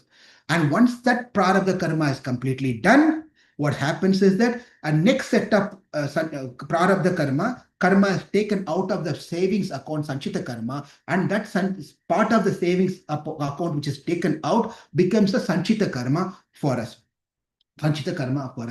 In this way, I understand that I need to get rid of prarabdha karma. I need to get rid of sanchita karma. When all my karmas are gone, I will attain moksha. Easy, right? It is not easy. It is not at all easy. Even if you think that is easy, there's another problem comes along with this one. As I'm draining my karma, prarabdha karma, what happens is that I am eating, I am walking, I am sleeping, I am boiling water, I am sweeping the floor, I'm making chutneys and grinding batter and all sort of things I'm trying to do. When I do all this thing, then I'm accumulating karma. Therefore, when am I going to get rid of karma? It is said like, as I fell into the well, deep well, antakupam. I fell into the deep well. Now I'm trying to climb the well up come to the top. I'm taking I'm taking 3 steps and I'm falling 5 steps. Now you please do the math. When am I going to, at what step I'm going to come up? I'm taking 3 steps. When I go 3 steps up, I'm falling 5 steps down. The answer is very simple. Don't get into a AI program and try to do this one and find out what is the answer, in what step I will go or how much time is going to take. The answer is you're going to be in Antakupam forever. If it is not that you claim 3 steps and fall 3 steps or 2 steps, that at least one point of time you will come up. By one step, you'll come up. But you are falling 2 times or 3 times down. That means we are never going to come up, which means I come here to get rid of my karma. As I'm getting rid of the karma, which is, I have 10 karmas in this lifetime. I'm getting rid of 10 karmas. As my karmas are going away, I'm accumulating 20 karmas, new karmas. That means I'm climbing 2 steps up, I'm falling down 4 steps. It's not going to happen. Therefore, I'm thinking, what am I going to do? How am I going to get rid of all this karma that I have? Then the Shastra says that, well, you by yourself cannot get rid of the karma. You need someone who can take care of the karma and help you with getting rid of the karma. That person should be compassionate person. Karunyam, Daya, Kripa. You should please focus on what I'm saying, because whatever I'm saying now is all there in Mukunda Māla. We are going to connect all this thing to Mukunda Māla at the end. Now I'm thinking, is my karma is stronger or God stronger? I believed in Brahman. I believe that God is there. Krishna is there. And the Mukunda, Nārāyaṇa, different names. The Supreme Lord is there. Now my question is karma stronger or God stronger? And I again refer to the Shastra and sadhus and gurus, and they all say your karma cannot stand in front of God. God is greater Shakti than the Shakti of karma. It can get into bhasmam, it could go into ashes if God shows His mercy upon you. Therefore, you need to take the shelter of Lord, who can get rid of all the papa that you really, yes. Can God do that one? Yeah, He can easily do this one. Then I am understanding, okay, God can do this one. But the problem is, why He has to do to me? If I have to help someone, I should have some sort of relationship with that person. If I don't have a relationship with that person, why am I going to help that person? In that way, I am a sinful person, but why God has to help me? And again, I refer to the Shastra, and it goes beyond my imagination. Not only is powerful than karma, please understand, He is Mata, He is Pita. He is the father, He is the mother, He is the guardian, He is a friend, He is everything. He is everything for you. Because He is being everything for you, He will definitely help you to get rid of all your karmas. He will definitely help you to attain Him. He is completely satisfied Himself. He does not need anything else other than you surrendering unto Him. If you surrender, then He is going to take care of everything. And that's when I am hearing a word called surrender for the first time. Oh, what did you say? Surrender. What is surrender? Surrendering means Atmani Vedanam, Sharanagati. That means you surrender everything to Krishna. Is that what I'm supposed to do? Yeah, you have to do bhakti, and that is in the mood of complete surrender. When you do this one, the Lord will take care of everything, that you have to not to worry about anything. Yes, that is fine. But when I need to do bhakti, there is so many rules and regulations, do's and don'ts are there. Don't do this one, do like this, and sit like this, stand like this, and eat like this. So many things are there.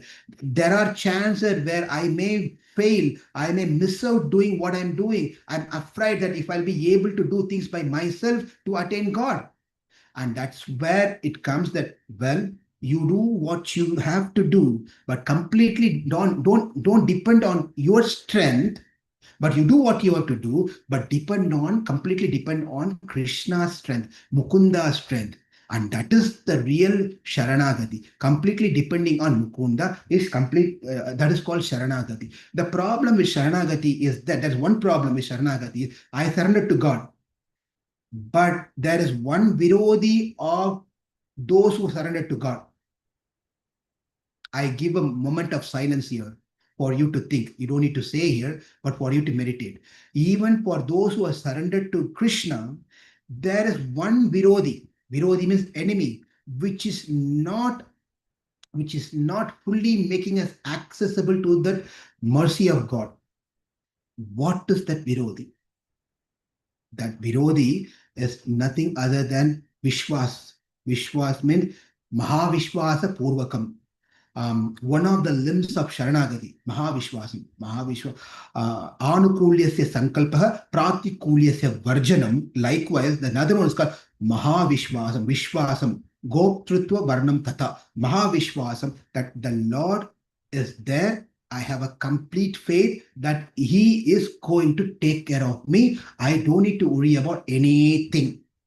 That means Mahavishwasam is lacking in every single entity, whether you're a devotee, whether you're, of course, non-devotee, we're not going to talk about it. So therefore, the devotee, even among the devotees who think they have surrendered to God, there is a lack of Mahavishwasam, not ordinary Vishwasam. One should have a Mahavishwasam. Well, He is the Father, He is my mother, He is my guardian, He is everything for me. He brought me into this world, He is keeping me in this world. He knows what to do for me, and He knows when to take me back. So this is called Mahavishwasam. Unfortunately, this Mahavishwasam is lacking in the devotee's heart. What is the Mahavishwasam? There are two parts of Mahavishwasam. Akinchanyam, Ananyagatitum. Akinchanyam, Ananyagatitum. Akinchanyam is I don't have anything to show how great I am. I am hopeless. I am useless. My bhakti is weak. My karma is weak. I don't have jnana. I don't have anusthana, means any practices properly. None of these things are my credit points to attract you, Krishna. I have nothing. I'm not a yogi. I'm not a karma yogi, jnana yogi, bhakti yogi. I'm not, because I'm not. That's the truth. That is my truth. My situation, Akim Chanyam. Ananyagatu, oh, if you don't have any of this credit point, then I'm going to kick you off. You go somewhere else. If you're not a bhakti yogi, if you're not a jnana yogi, if you're not a karma yogi, you didn't follow anything that I told in Bhagavad Gita, this yoga system, then why should I help you? You go to someone else, some anya devata, some other devatas who can help you. At that point of Mahavishwasam comes, my dear Lord, whether you accept, whether you reject, whether you embrace me, whether you kick me, Ananya Gatitvam, I have no other shelter to go except your lotus feet, my Lord. And this is called Mahavishwasam, Akinchanyam, Ananya Gatitvam. Therefore, this is called Sharanagati. And after we perform Sharanagati, the next question comes, when am I going to attain the Lord? When am I going to attain the Lord? That period, Kalakshepa. Kalakshepa means we have to spend our Kshepa means to drain, to spend. Kala means time. Kalakshepa means we have to spend our time. I don't know when I'm going to die, when the Lord is going to take me back. I'm waiting for that day, but I don't know when that is going to happen. Until then, we have to patiently wait. We patiently wait for that things to happen. During that period of the time, this person takes the opportunity of being in the association of the sadhu. He gets a sadhu sangha. When the sadhu sangha, he not only just gets the association of the devotees, then he starts understanding being servant of Krishna is one level. The greatest level is that being the servant of Krishna is the greatest level. So he comes to this understanding by the sadhu sangha. Therefore, he in the association of devotee start engaging in learning about Krishna, talking about Krishna, chanting about Krishna, serving Krishna, Krishna, all Krishna, reading about Krishna. Then he looks for a further growth in spirituality, in his path of Krishna consciousness. He is then looking into what am I supposed to do now? Well, I have the association of the devotees. Is there someone who can really personally guide me in my life? who can take responsibility and the ownership of my life, that this life is guaranteed for you. At the end of this life, you're going back to Krishna. Who is that one person who can guarantee me? Then he searches for an acharya, a guru. Then he finds a guru by the mercy of Krishna and by the mercy of the devotee, and he surrenders himself to guru. And by the mercy of the guru, he becomes more serious in Krishna consciousness.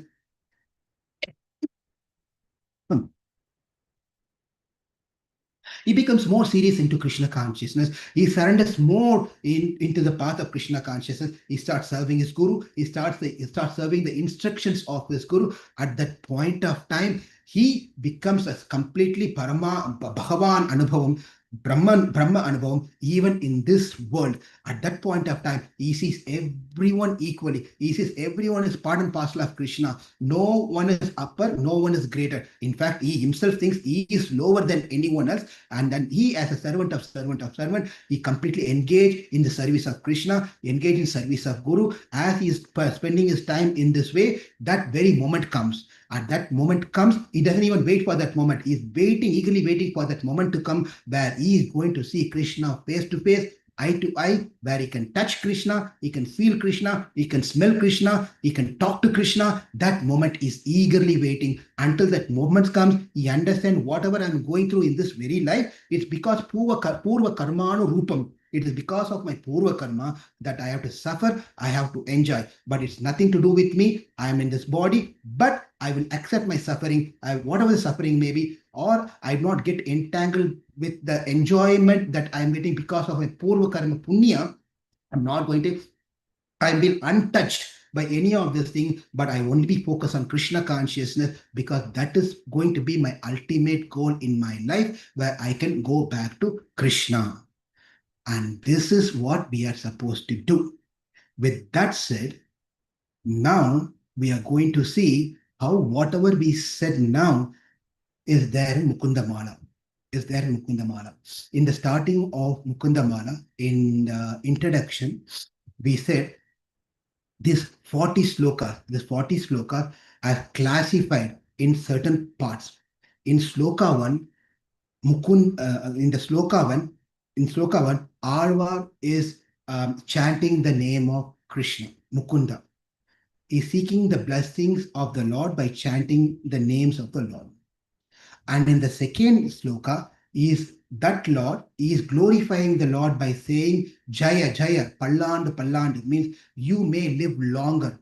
Jaya, Jaya, you may be victorious. He is just glorifying the Lord in the second Śloka.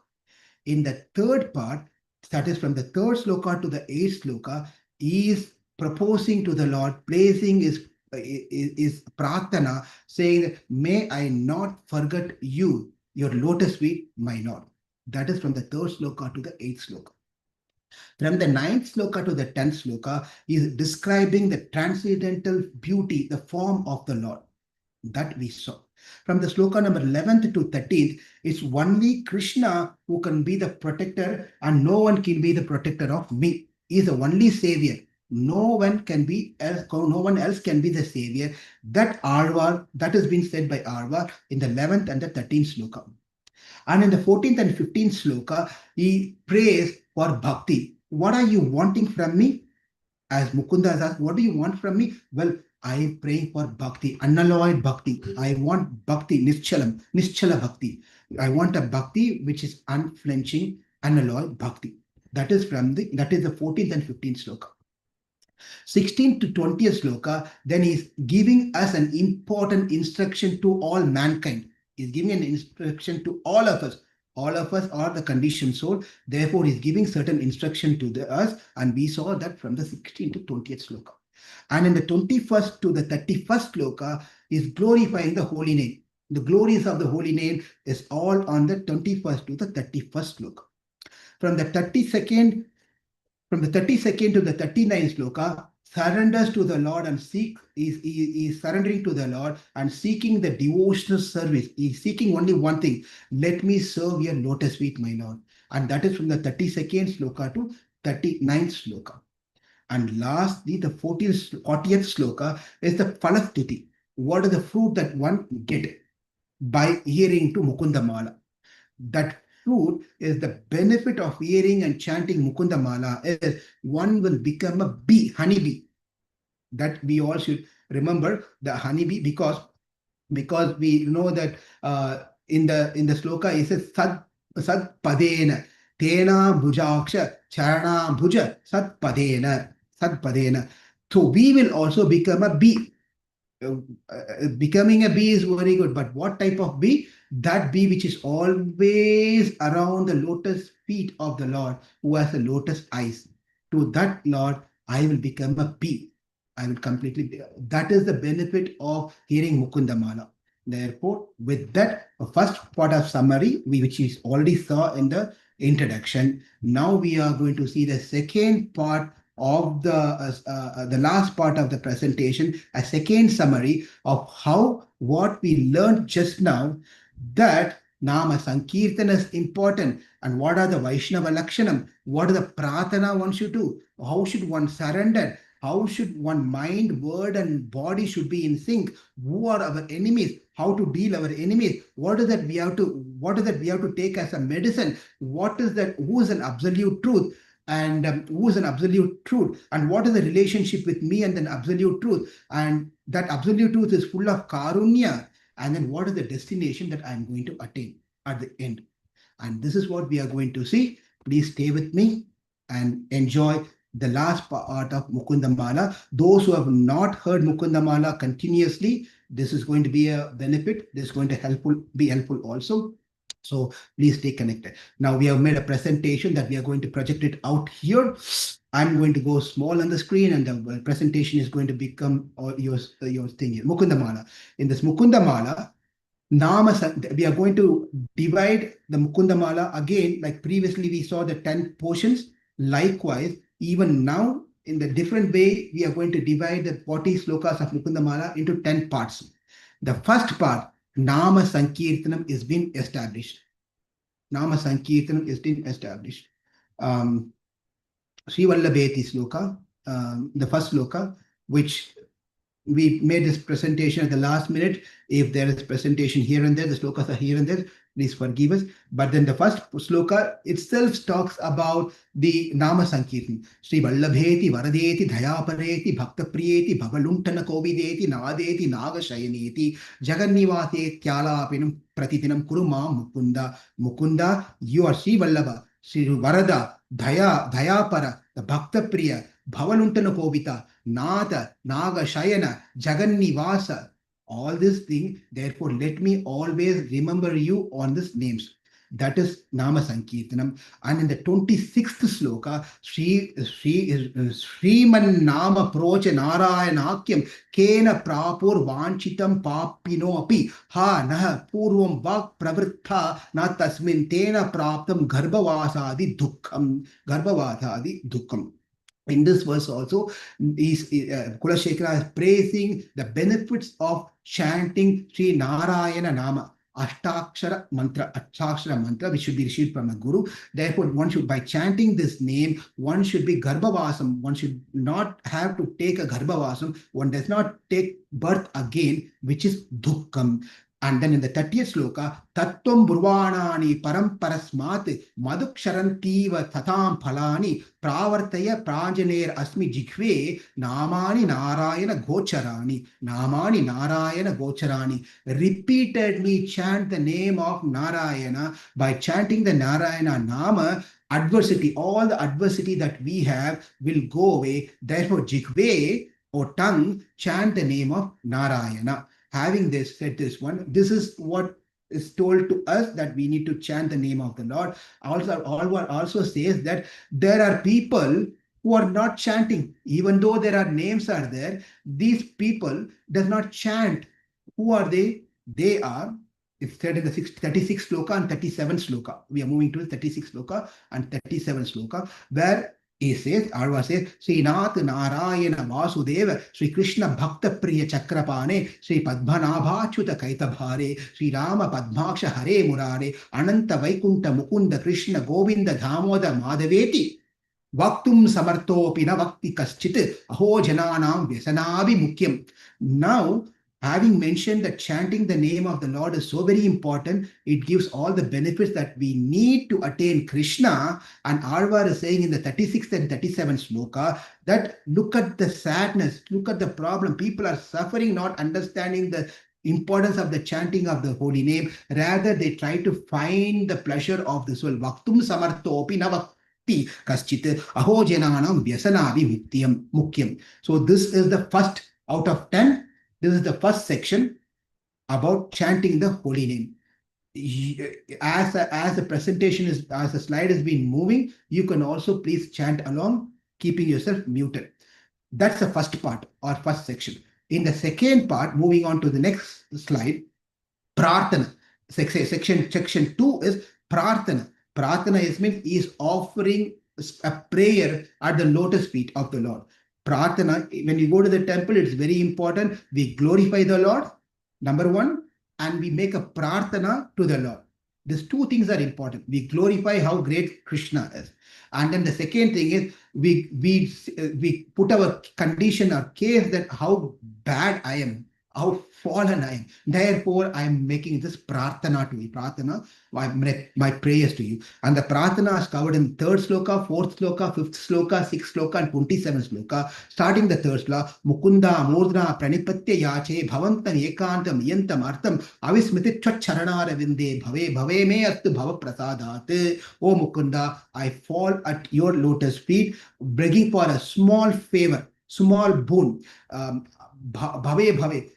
Life after life, let me always take, doesn't matter how many births I take, but let me remember, bhave me astu bhava prasadat, avismiti charanāravinde. Avismiti, I should not forget your lotus feet. This is my prayer. And moving on to the 4th Śloka,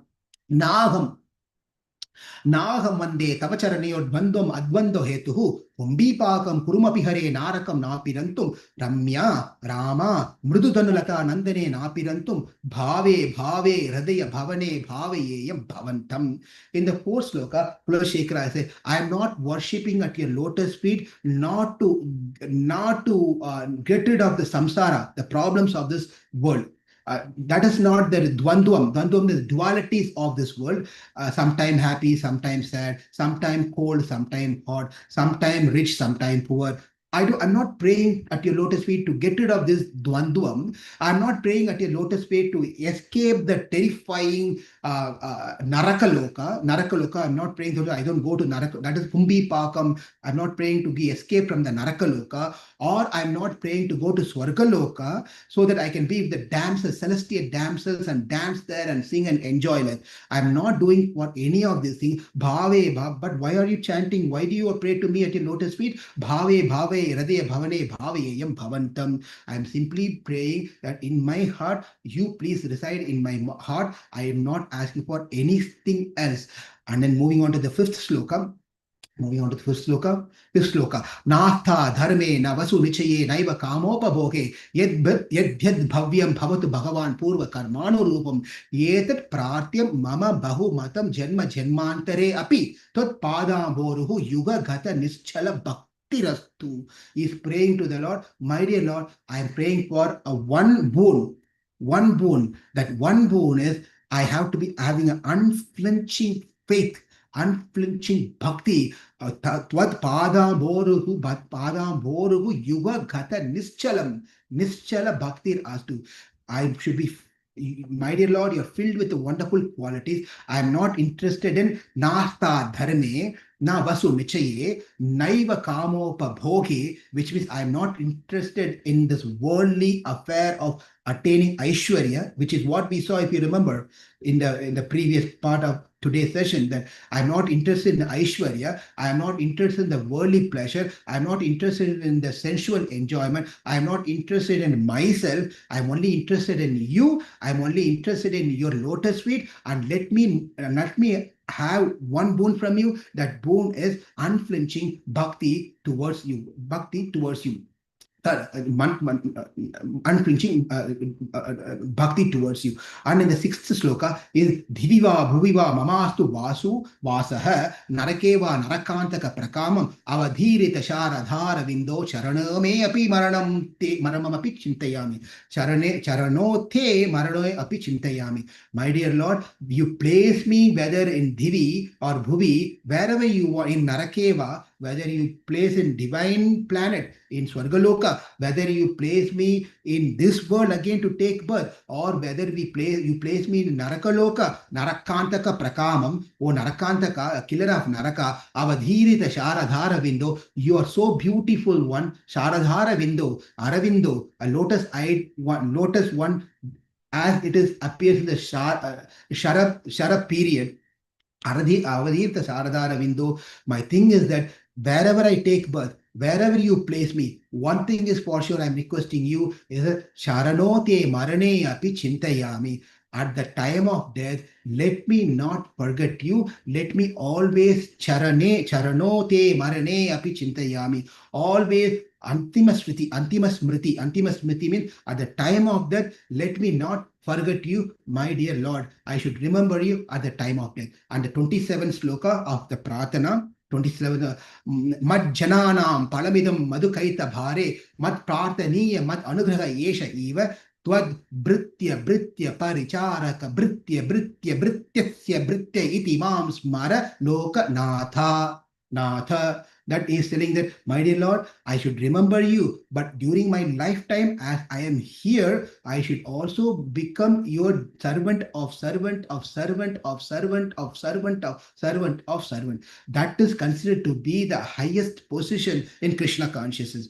That is the Vaishnava Lakshanam. Vaishnava Lakshanam is not to be greater than anyone else, to be lower than everyone else. In the low, not lower means in that sense, to put oneself low than anyone else, put everyone on that higher position. Therefore, I am the servant of servant of servant of servant of servant of servant of servant. Please give me that position where I can serve your devotees. And that is the second section. The first section is Nama Sankirtanam. The second section is Prarthana. The Prarthana means is offering his praise. And the third is Sharanagati.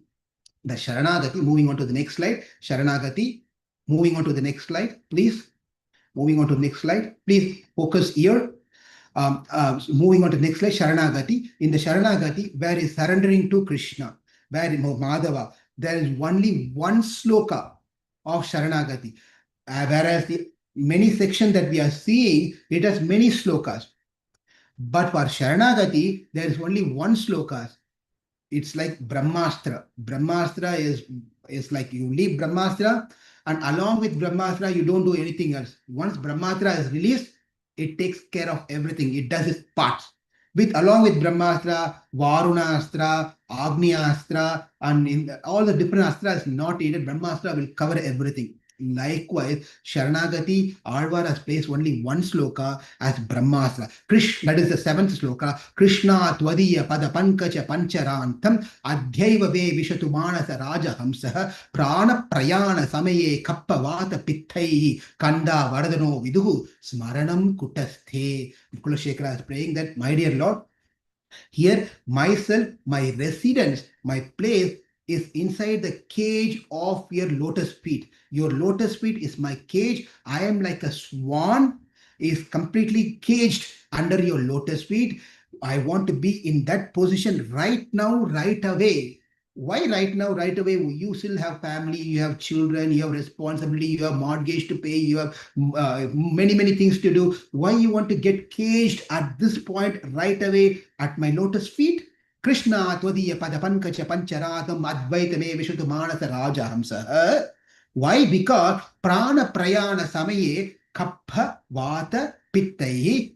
Kapam and Vatan at the time of death. Remember that in the one of the previous sloka is where Āḻvār was saying, at the time of Charanayapi Marnam Chintayami, at the time of death, let me remember you, Antima Smriti. Let me remember you. He prayed over there. Now he is thinking, well, if I die in a proper condition, conscious condition, then I can remember and chant Srinath, Nārāyaṇa, Vāsudeva, Sri Vallabheti, Varadeti, Dhayapareti. I can chant all these names. But then if I in a condition, unconscious condition, or in somehow or the other, whatever the condition, I can't remember you, it's very difficult.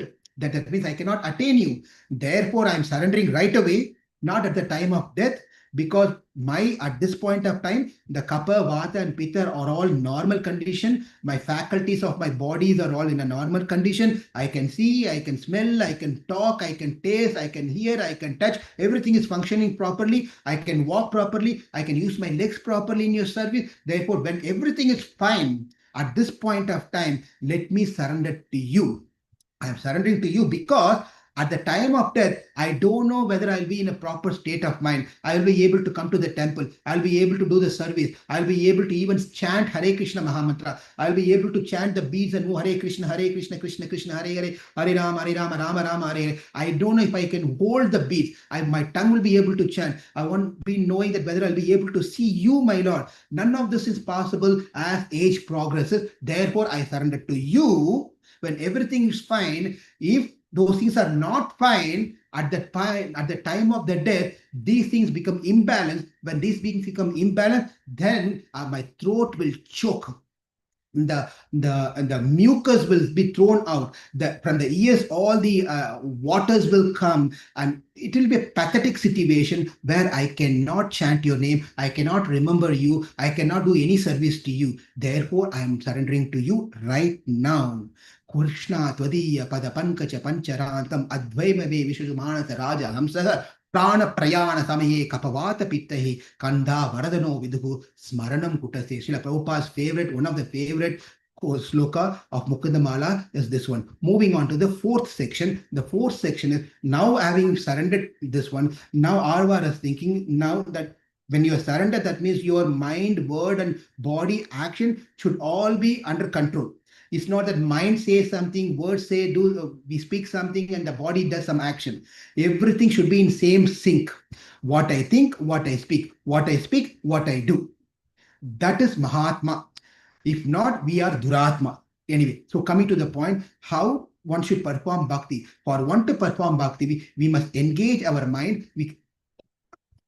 We should engage our mind, word and the body. Without engaging the body, mind, body and our word, we cannot perform bhakti. Therefore, to mention this one has to meditate upon the beautiful form of the Lord. One has to perform archana. One has to pay their obeisances. One has to chant the name of the Lord. One has to serve the devotees. And one has to read the Krishna Katha. One has to hear the Krishna Katha. All these things are explained in Mukunda Māla in verse 8, 39, 10, 16, 20, and 35. In the 8th Śloka, Chintayami Harimeva Santatam Manda Asitana Nambujam Nandagopa Tanayam Param Naradhadi Munibrinda Vanditam. Kulaśekhara states in this one, meditate upon that Hari, who is the destroyer of all the karmas, all the sins. Hari should be worshipped, he should be celebrated. Even the Narada and great rishis and munis, they are all meditating upon the lotus feet of the Lord. Therefore, he is the supreme Hari, who is none other than Krishna, who's born as the son of Nanda Tanayam. Tanayam means son of Nanda Gopala. Let me meditate upon the beautiful form of Krishna.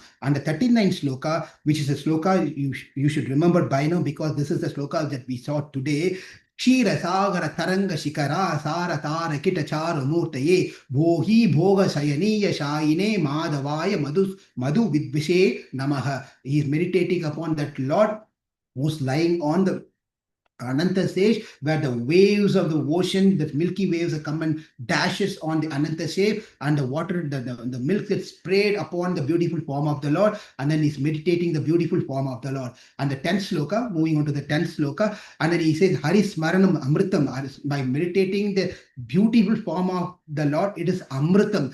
Sarasija Nayane Sashanka Chakre Murabhidi Ma Vira Masya Chitta Rantum Sukatharam Aparam Na Jatu Jane Hari Charana Smarana Amritena Tulyam Amritam. What is Amritam? Amritam is not that mango drink or orange juice or milkshake and that shake. Amritam is Hari Charana Smaranam. Remembering and meditating about a Hari Charana itself at Amritam. that amritam. And then moving on to the 16th sloka. In the 16th sloka, therefore he is telling to the tongue, telling to the mind, telling to everything that get engaged in the service of the Lord, mind, word and action. Jigve kirte keshva muraripum chetu bhaja sridharam pani dvandva samarchachutal kataha Svotodvaya tvam sunum Krishnam lokaya lochana dvaya harer gacchangri yugmalayam jigre grana mukunda pada tulasim mūrdhan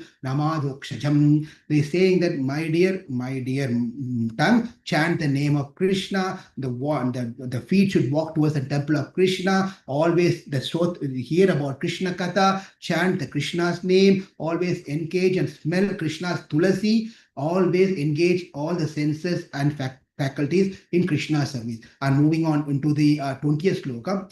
Bhaddhenanjali natena sirasa ghatre sa romadghagihi kantena swaragadgadena nayene udgrina baspa bhuna nityam tvacharanaaravinda yugula dhyana amrita swadinam asmakam sarasiru kaksha satatam sampadmayatam jivitam.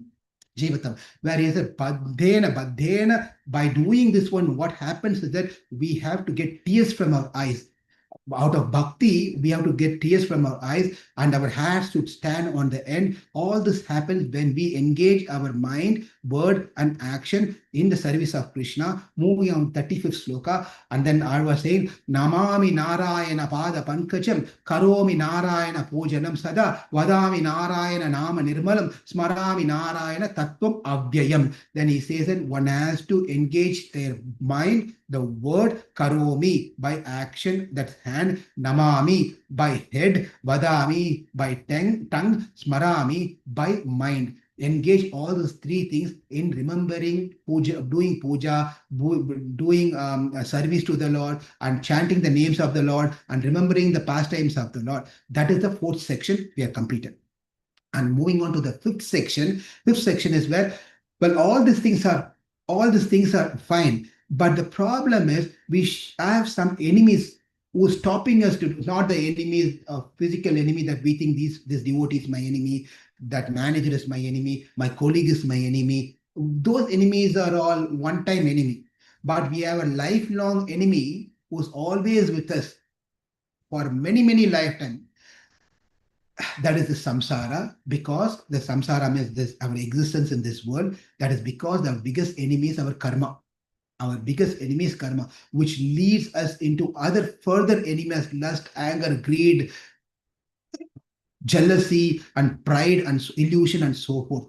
The karma is the biggest enemy. Therefore, identifying our enemy, Kulaśekhara Āḻvār places few more slokas to identify and address this enemy and hand over this enemy to Lord Mukunda, where he can take care of these enemies. That is sloka number 12, 13, 14 and 34.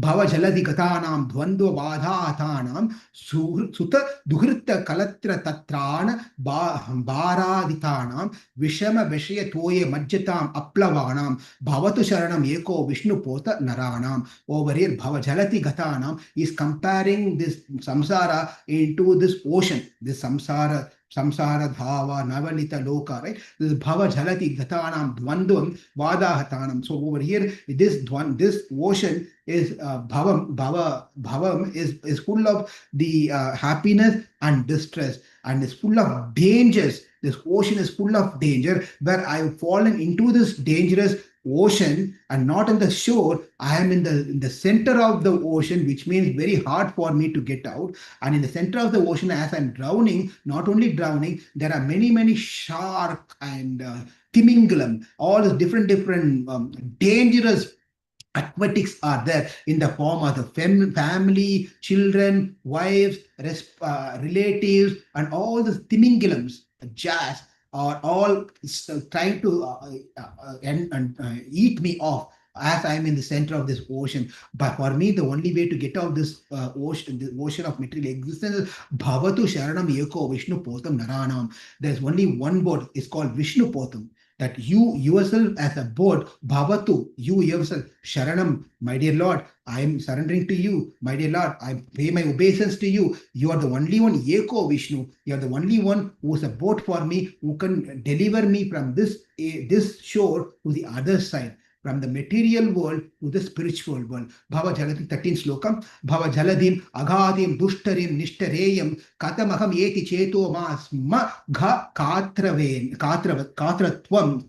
Sarasisa Drishti Deva Tavaki Bhakti Reka Naraka Bidi Nishana Tarayekshati Avashyam. Kulaśekhara comforts with his, makes the comfort to his mind, assures the mind that don't worry. Yes, we are in the deepest of the ocean, samsara, which is dangerous, samsara, which is surrounded by many sharks and jars and many living entities. But here is the thing. He says that the deep devotion of the lotus-eyed Nārāyaṇa, Krishna will destroy the Naraka, that Narakasura, who destroy the Narakasura, will also destroy the dangers that we are going through in this world, and he will deliver us. Therefore, their mind, do not be worried about anything. And moving on to the 14th sloka, Krishna toye madana pavano dutva mohormi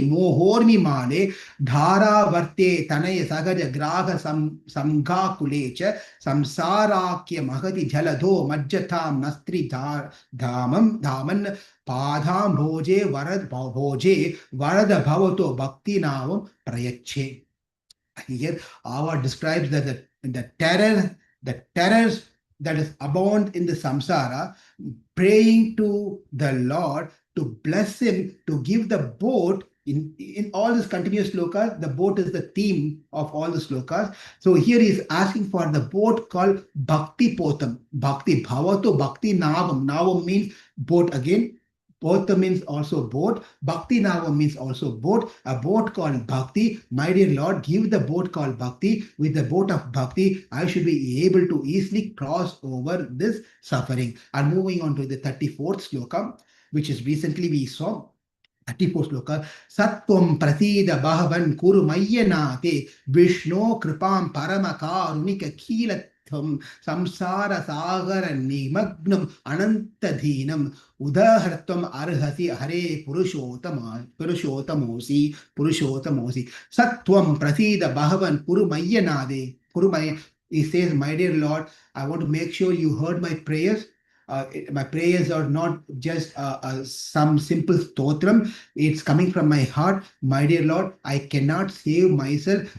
Is amplifying in the sloka, is amplifying that it is only by your protection. My dear Lord, I can be protected. Uddhartham, please uplift me from this ocean of suffering and take me at your lotus feet as a dust at your lotus feet. And that finishes 5 sections. Moving on the sixth section, moving on to the sixth section, right? Meditation, identifying our enemies. Where is the sixth section? Yes, sixth section. Sixth section is meditation. Medicine. So as long as I am in this world, I need to maintain the body, I need to maintain my consciousness, I need to maintain all these different things. If I have to maintain something, I need to be healthy, I need to do some exercises, I need to do a frequent annual checkup with the doctor, so the doctor can prescribe some medicines for me and I can take this medicine so I can be happily in this life. So in this sloka, in the set of slokas, sloka number 17, sloka number 18, 23, 22, 23, 24, 31. Do not move. Please do not move. Sloka number 17, 18, 22, 23, 24, 31. Āļvār is mentioning that here is a medicine. What are the medicine? In the 17th sloka, he says, Ye loka sunato, ye shloka sunata, prasuta maranam vyadi chikishtam imam, yogaknya samudhaharanti, munayo yam yagnya valkya dayaha, antarjodik ameyam ekam amritam krishnakyam apeyatham, tat pitam param aushadam vidanute nirvanam adyantikam. Over here he says that for the best thing as a medicine that you all can take for getting rid of the cycle of repeated birth and death, this medicine that you have been recommended by the great sages like Yagyavalkya and so forth. Therefore, we have to listen to the remedy that has been given to take care of the sufferings of this world. Hey Lokaha, we are the Lokaha, living entities of this world. Please Shunuta, just hear carefully what has been given to all of us as a medicine. Hey Martyaha, hey Lokaha is over. In the next sloka, he says Martyaha, a mortal one. Mortal only people who keep dying all the time. Hey Martyaha, paramam hitam sunuta va vakshyami sankhepitaha samsararnavam apatu urmi bahulam samyak pravishyattitaha nana jnanam apasya chetasi namo Nārāyaṇeti amum. Mantram sa pranavam pranamam sahitam pravartayadvam muhuhu. Over here is telling the Nārāyaṇa akṣākṣīra mantra is a medicine for all of us to take care on to chant and to take every day as a medicine for us to get delivered easily from the suffering and all the worries that we have. Now moving on to the next slide. In the next slide, 22, 23 and 24 sloka, he is telling that Krishna is money. Krishna, not money means M-O-N-E-Y, M-A-N-I, money. Money means jewel. Krishna as money. In 23rd sloka is saying Krishna as mantram. 74th sloka is saying Krishna as medicine himself. So in the 22nd sloka, Bhaktapyam Bhujanga Garuda Manis Trailoke Rakshamani Gopi Lochana Chatakam Buddha Manihi Saundarya Mudra Manihi Yakanta Mani Rukmini Khana Ucha Dvandvaika Bhusha Manihi Shayo Deva Shika Mani Dishatu Na Gopala Chura Manihi. Over here mentions about Krishna as the money. And Garuda money, Garuda is telling Krishna as himself a money. He is a Garuda money who removes all the dangerous snakes around us. Krishna is the supreme money. Having said this one, in the 23rd sloka, Shatru Chaitaika Mantram Shakala Supanitha Vakya Sampuchya Mantram Samsarottara Mantram Samuchita Tamasa Sanga Niryana Mantram Sarvaishwarikya Mantram Yasana Bhujaga Sandasta Santrana Mantram Jigve Sri Krishna Mantram Japa Satatam Janma Sapalya Mantram. That is, says it is only one mantra that we have to take as a medicine that which destroy all the enemies. That one mantra we have to take as a medicine. That mantra is the most sacred of all the Upanishads. That one mantra, one medicine that we have to take as a mantra, that medicine will samsara uddhara mantram, which will take us and help us to cross over the ocean of samsara. There is one mantra that we have to take. It is a mantra as a medicine which banishes the deep and dark ignorance that we all have. It is that one mantra we have to take as a medicine which will give us all the wealth of what we want. That the richest, the greatest wealth that we want is Krishna's lotus feet. It will get us that one. Vyasana Bhojana Sandasta Santrana Mantram. It is the mantra which is cure us from the poisonous bites of a serpent. We all have been bitten by the poisonous serpent, which is nothing but the worldly affliction. This worldly affliction or the serpent, the poisonous serpent, which constantly bites us. By chanting this Krishna mantra, japa, by chanting this mantra as taking as a medicine, even thus poison will be removed. Janma Sapalya Mantram. And this one mantram, when we recite this one mantram will be worth of our life and gives us the ultimate Purushartham. That is sloka number 23. And in sloka number 24, Vyamoga Prasum Aushadam Muni Mano Vriti Pravritta Aushadam Daityendrarti Karoshadam Trijagatam Trijagatam to Bhogane, Padapetam is always there. Trijagatam Sanjeeva Naika Oshadam, Bhaktatyanta Hita Oshadam, Bhava Bhaya Pradvamsaine Kaushadam. So he is saying that this medicine, Aushadam is medicine, it is a medicine that removes all the delusion caused by our body, our material things. And this Aushadam is been recommended by all the great sages of ages. And this Aushadam, this medicine is end and put the end to all the headache that we have around us as an enemy. And this Aushadam, the medicine, will rejuvenate, give us a new energy for us in our life, and this Aushadam will perform wonders and wonders in our life. And this Aushadam medicine banishes the fear of our samsara, the fear that we have in the samsara. It removes all the fear. And this Aushadam is a key Aushadam, the key medicine that brings all auspiciousness and then removes all inauspiciousness. And moving on to the 31st sloka, the next part, 31st sloka. The 31st sloka, Idam shariram parinama peshalam patatti avashyam slata sandhi jarjaram kim aushatam kleshasi muda durmate niramayam Krishna rasayanam piba. Rasayanam piba means drink. Krishna rasayanam piba. Drink that Krishna. Now he is telling you don't need to do anything, just drink Krishna himself. Krishna's beauty can be drunk, Krishna's nama can be drunk, Krishna's glories can be drunk, Krishna's pastimes, the katha can be drunk, Krishna's everything can be drunk. Therefore, Niramayam Krishna Rasayanam Piba. That is section 6. Moving on to section 7. Now, all these things in Mukunda Māla, where it's been referred that this is Brahman. Who is that Brahman? Where is it referred? It's been referred in the 21st sloka, 25th sloka, and 28th sloka. 21st sloka, He Gopalaka, He Kripa Jalanite, He Krishindu Kanya Pate, He Kamsantaka, He Gajendra Karuna Parine, He Mādhava, He Brahmanoja, He Jagatrayo Guru, He Pundarikaksha Mam, He Gopi Jana Nata Palaya Param Janami Param Janami Natvam Vina. I don't know anyone else. Gopalaka, Kripa Jalanide, Sindhu Kanyapate, Kamsantaka, Gajendra, Karuna Parine, Mādhava, Ramanuja, Jagatraya Guru, Pundarikaksha, Gopi Jananata.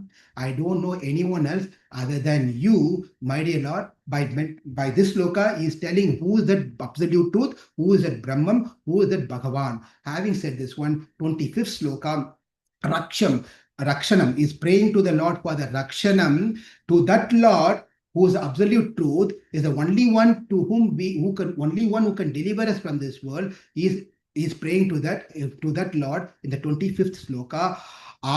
Amnaya Bhyasan Advasana Aranya Ruditam Veda Vrithanam Anvyaham Meda Cheda Palani Purta Vidha Sarve Hutam Basmani Tirthanam Vyagahanani Cha Gajasnanam Vinayat Pada Dvandvam Bhoruhu Samsriti Vajayate Devagasa Nārāyaṇa.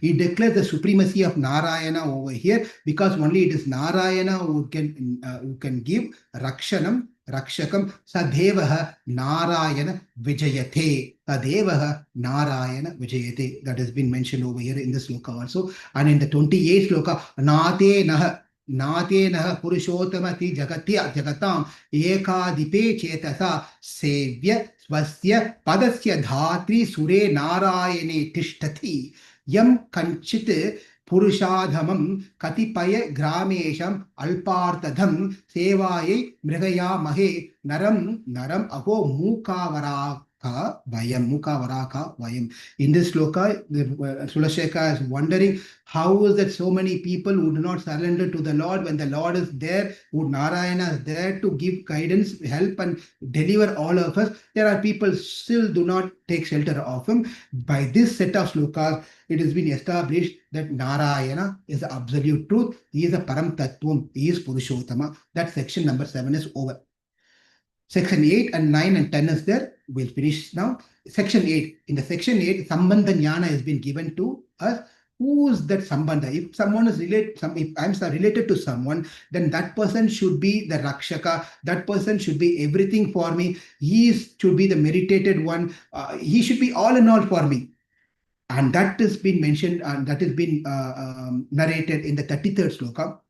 Krishno Rakshatano Jagatriya Guruhu Krishna Namasyamyaham Krishnena Amritashatruvo Vinihitaha Krishnaya Tubhyam Namaha Krishnat Eva Samutitam Jagatitam Krishnasya Dasosmi Aham Krishne Tishtati Sarvam Eta Akilam Etat Akilam He Krishna Sam Rakshaswamam He Krishna Rakshaswamam. Krishna, he refers Krishna, the Guru of three worlds, is established the relationship of him and Krishna, myself and Krishna.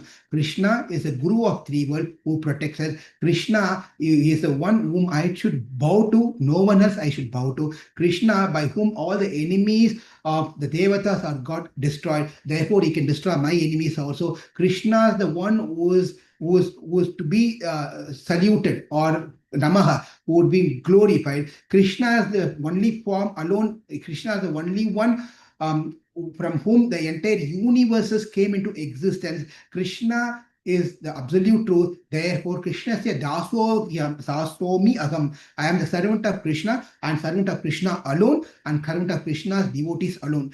Krishna ste tishtati Krishne Krishna ste sarvameta akilam. He refers Krishna, he who is rest in all the creation.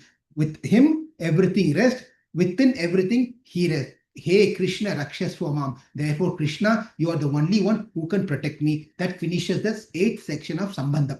And moving on to the 9th section. In the 9th section, he speaks about Kripa, Karuna, Daya, Karunya. How great that Lord is. Because we remember that my karmas are so much. If I have to get rid of all my karma, then there should be someone who is greater than the karma. That person who is greater than the karma is Krishna. And Krishna is Gopalaka, Nanda Maharaj's son. That Krishna is the only one who can take care of me. Now for him to take care of me, he should be Karunikam. He should have a guna called Karuna. He should have a guna called Kripa, Dhaya. Unless and until he has these things, he cannot take care of me because I am a papi. If I am a papi, he will not come close to me. He will only come close to me if he is Karunikam. He has a Karuna. Unless he has Karuna, he is not going to come to me. Therefore, that has been explained in the 34th sloka. 34th sloka. The sloka is in the presentation, the sloka is missing the very first word, Sattvam. Sa-tvam. Sa is missing there. So therefore, please add sa to this one. Sa-tvam. Don't do anything now, please. Sa-tvam prasida bhagavan kuru mayyanate Vishnu kripam parama karunika kīla-tvam sāra-sāgara nimagnam ananta dhinam udartvam arhasi are purushotamosi. In this sloka, he says parama karunika. Karunika, not ordinary karunika. Parama karunika kilatvam Kripanide, Dayanide, Kripanide. Therefore, my dear Lord, out of compassion, Samsara-sāgara nigama, you are Ananta, I am Dina. I am the lowest one. I am the lowest one, and you are unlimited one. I am limited one. Therefore, it's only you who is unlimited one can take care of the limited one. Samsara-sāgara nigamna udahritam arhasi are purushotamasye. Because of your compassion, please take care of me, uplift me. Having said this one, the 10th section, the last section of the sloka of the Mukunda Māla, where everything is fine. But what is the purushartham? Purushartham, what is the goal that we have to attain? The goal I have to attain. You remember that we thought Achit Anubhava, Chit Anubhava, Bhagavat Anubhava. Bhagavan Anubhava, Brahma Anubhavam is the Purushartham for devotees. For devotees, ultimately we want to attain Krishna. That is one. Second part is attaining Krishna is one part, and then getting engaged in the service is the second part. Attaining is one thing, and going there and not having service, of course, over there, always service will be there. But the point here is once we there, we have to we also have to engage in the service. Therefore, that is explained in the 38th sloka. ध्यायन्ति ये विष्णुम् अनन्तम् अव्यं हृद् पद्म मध्ये सततं व्यवस्थितं समाहितानां सत अभयप्रदं ये ते यान्ति सिद्धिं paramam cha Vaishnavi. So at that point of time, he's saying, my destination, meditate upon the Supreme Lord who is sitting in the throne. This should be the meditation of what we saw yesterday. So you should all remember this one and remind yourself that that is the goal that we all want to attain is the supreme abode, the spiritual world, Sri Vaikuntham. So what has been covered in the Mukunda Māla, what we saw earlier is all there. That is the Nama Sankirtanam, importance of Nama Sankirtanam, along with the Vaishnava Lakshanam, how a devotee should be. What are the prathanas that we all should make? What is that surrendering means? How one should surrender, Sharanagati. As we surrender, our mind, speech and action should be in sync.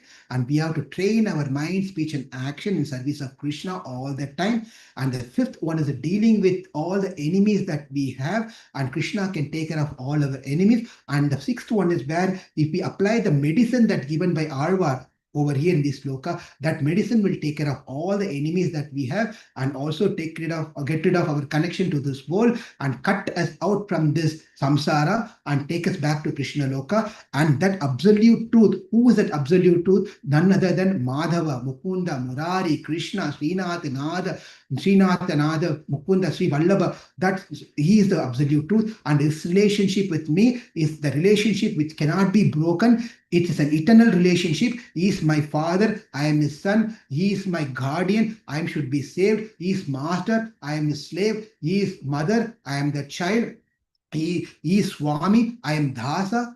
He is a created, I have been created. He is the proprietor, I am his property. So this relationship that I have with Krishna is eternal relationship. At any point of time, it will never go away. That we understood from Mukunda Māla. And this is all only possible because of his karunyam, because of his karuna. If he does not have karuna, we cannot be saved. We also learned that one. Ultimately, we saw what is Purushartham. Purushartham is to get engaged in the devotions of service of Krishna eternally. Right now, we are engaged in the devotional service also, but not eternally. We are doing our pastime.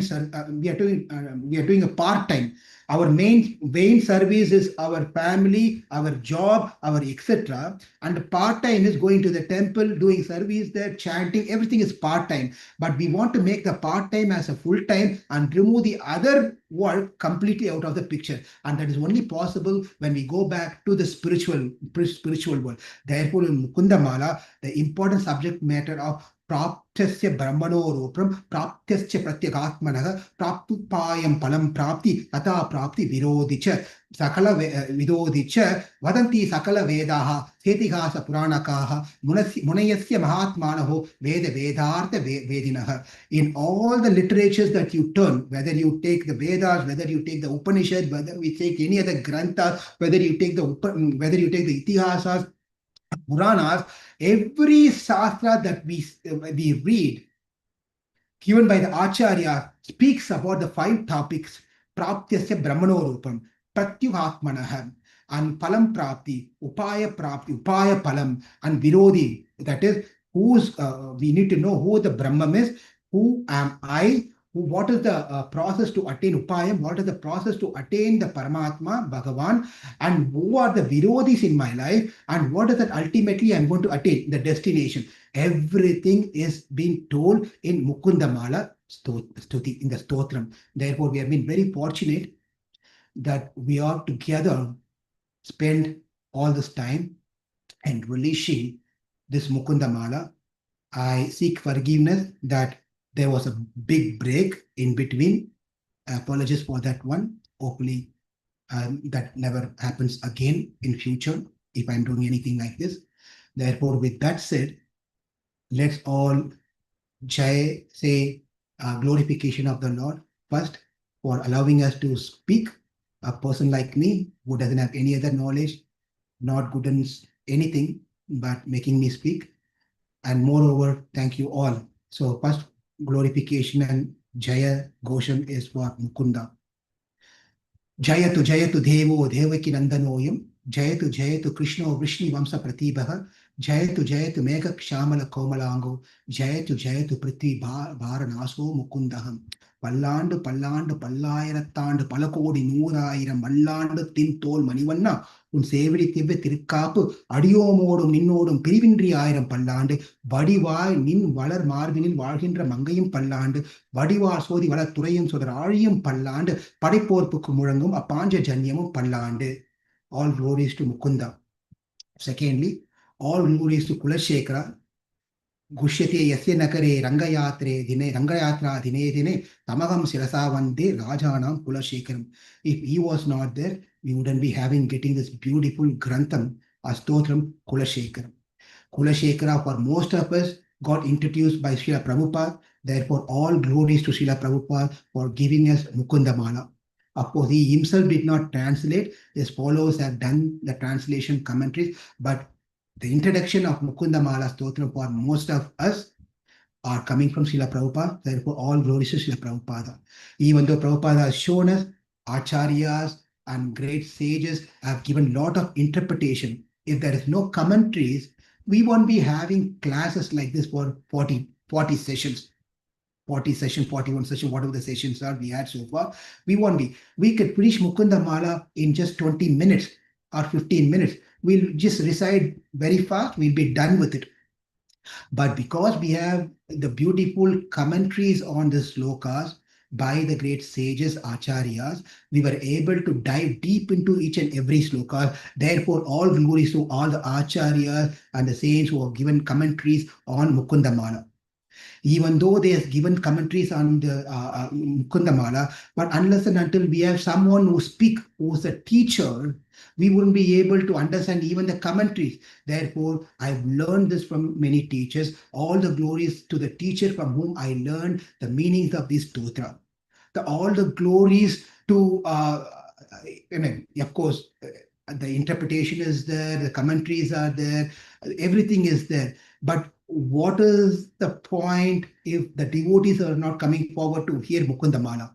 Therefore, all glories to you all, both who are regularly attending this one, occasionally if you are attending, or you are hearing online, or you are hearing to the recording. It's all glories to you all for being present and encouraging me to speak and give this presentation. All glories to you all. All glories to, of course, these things cannot happen without the support of some wonderful devotees who have been behind the scene doing a background work. If they are not there, like, arranging a Zoom call, sending out announcement, sending out notes, managing the YouTube channel, uploading the videos, making PowerPoint presentation, tolerating me as I say, move the slides and why you didn't do this one, completely tolerating and my offenses and everything and helping me to give the presentation. All glories to those who are present, assisted me in doing the presentation. With that said, Nilachal निवासाय नित्याय परमात्मने सुभद्रा प्राणनाथाय जगन्नाथाय मंगलम मंगलम कोशेन्द्राय महनीय गुणात्मने चक्रवर्ती तनुजाय सर्वभौमाय मंगलम बृंदारण्य निवासाय बलरामानुजाय च रुक्मिणी प्राणनाथाय पार्थसुधाय मंगलम मंगलम. हरे कृष्णा कृष्णा कृष्णा हरे हरे, हरे राम राम राम हरे हरे. செங்கன் திருமுகத்து செல்வ திருமாலால் எங்கும் திருவள் பெற்று இன்பொருவர் என்பாவாய். Thank you all very much for giving me this opportunities. I beg for forgiveness for any mistakes and offenses that I would have committed, and thanks for tolerating me. Hare Krishna.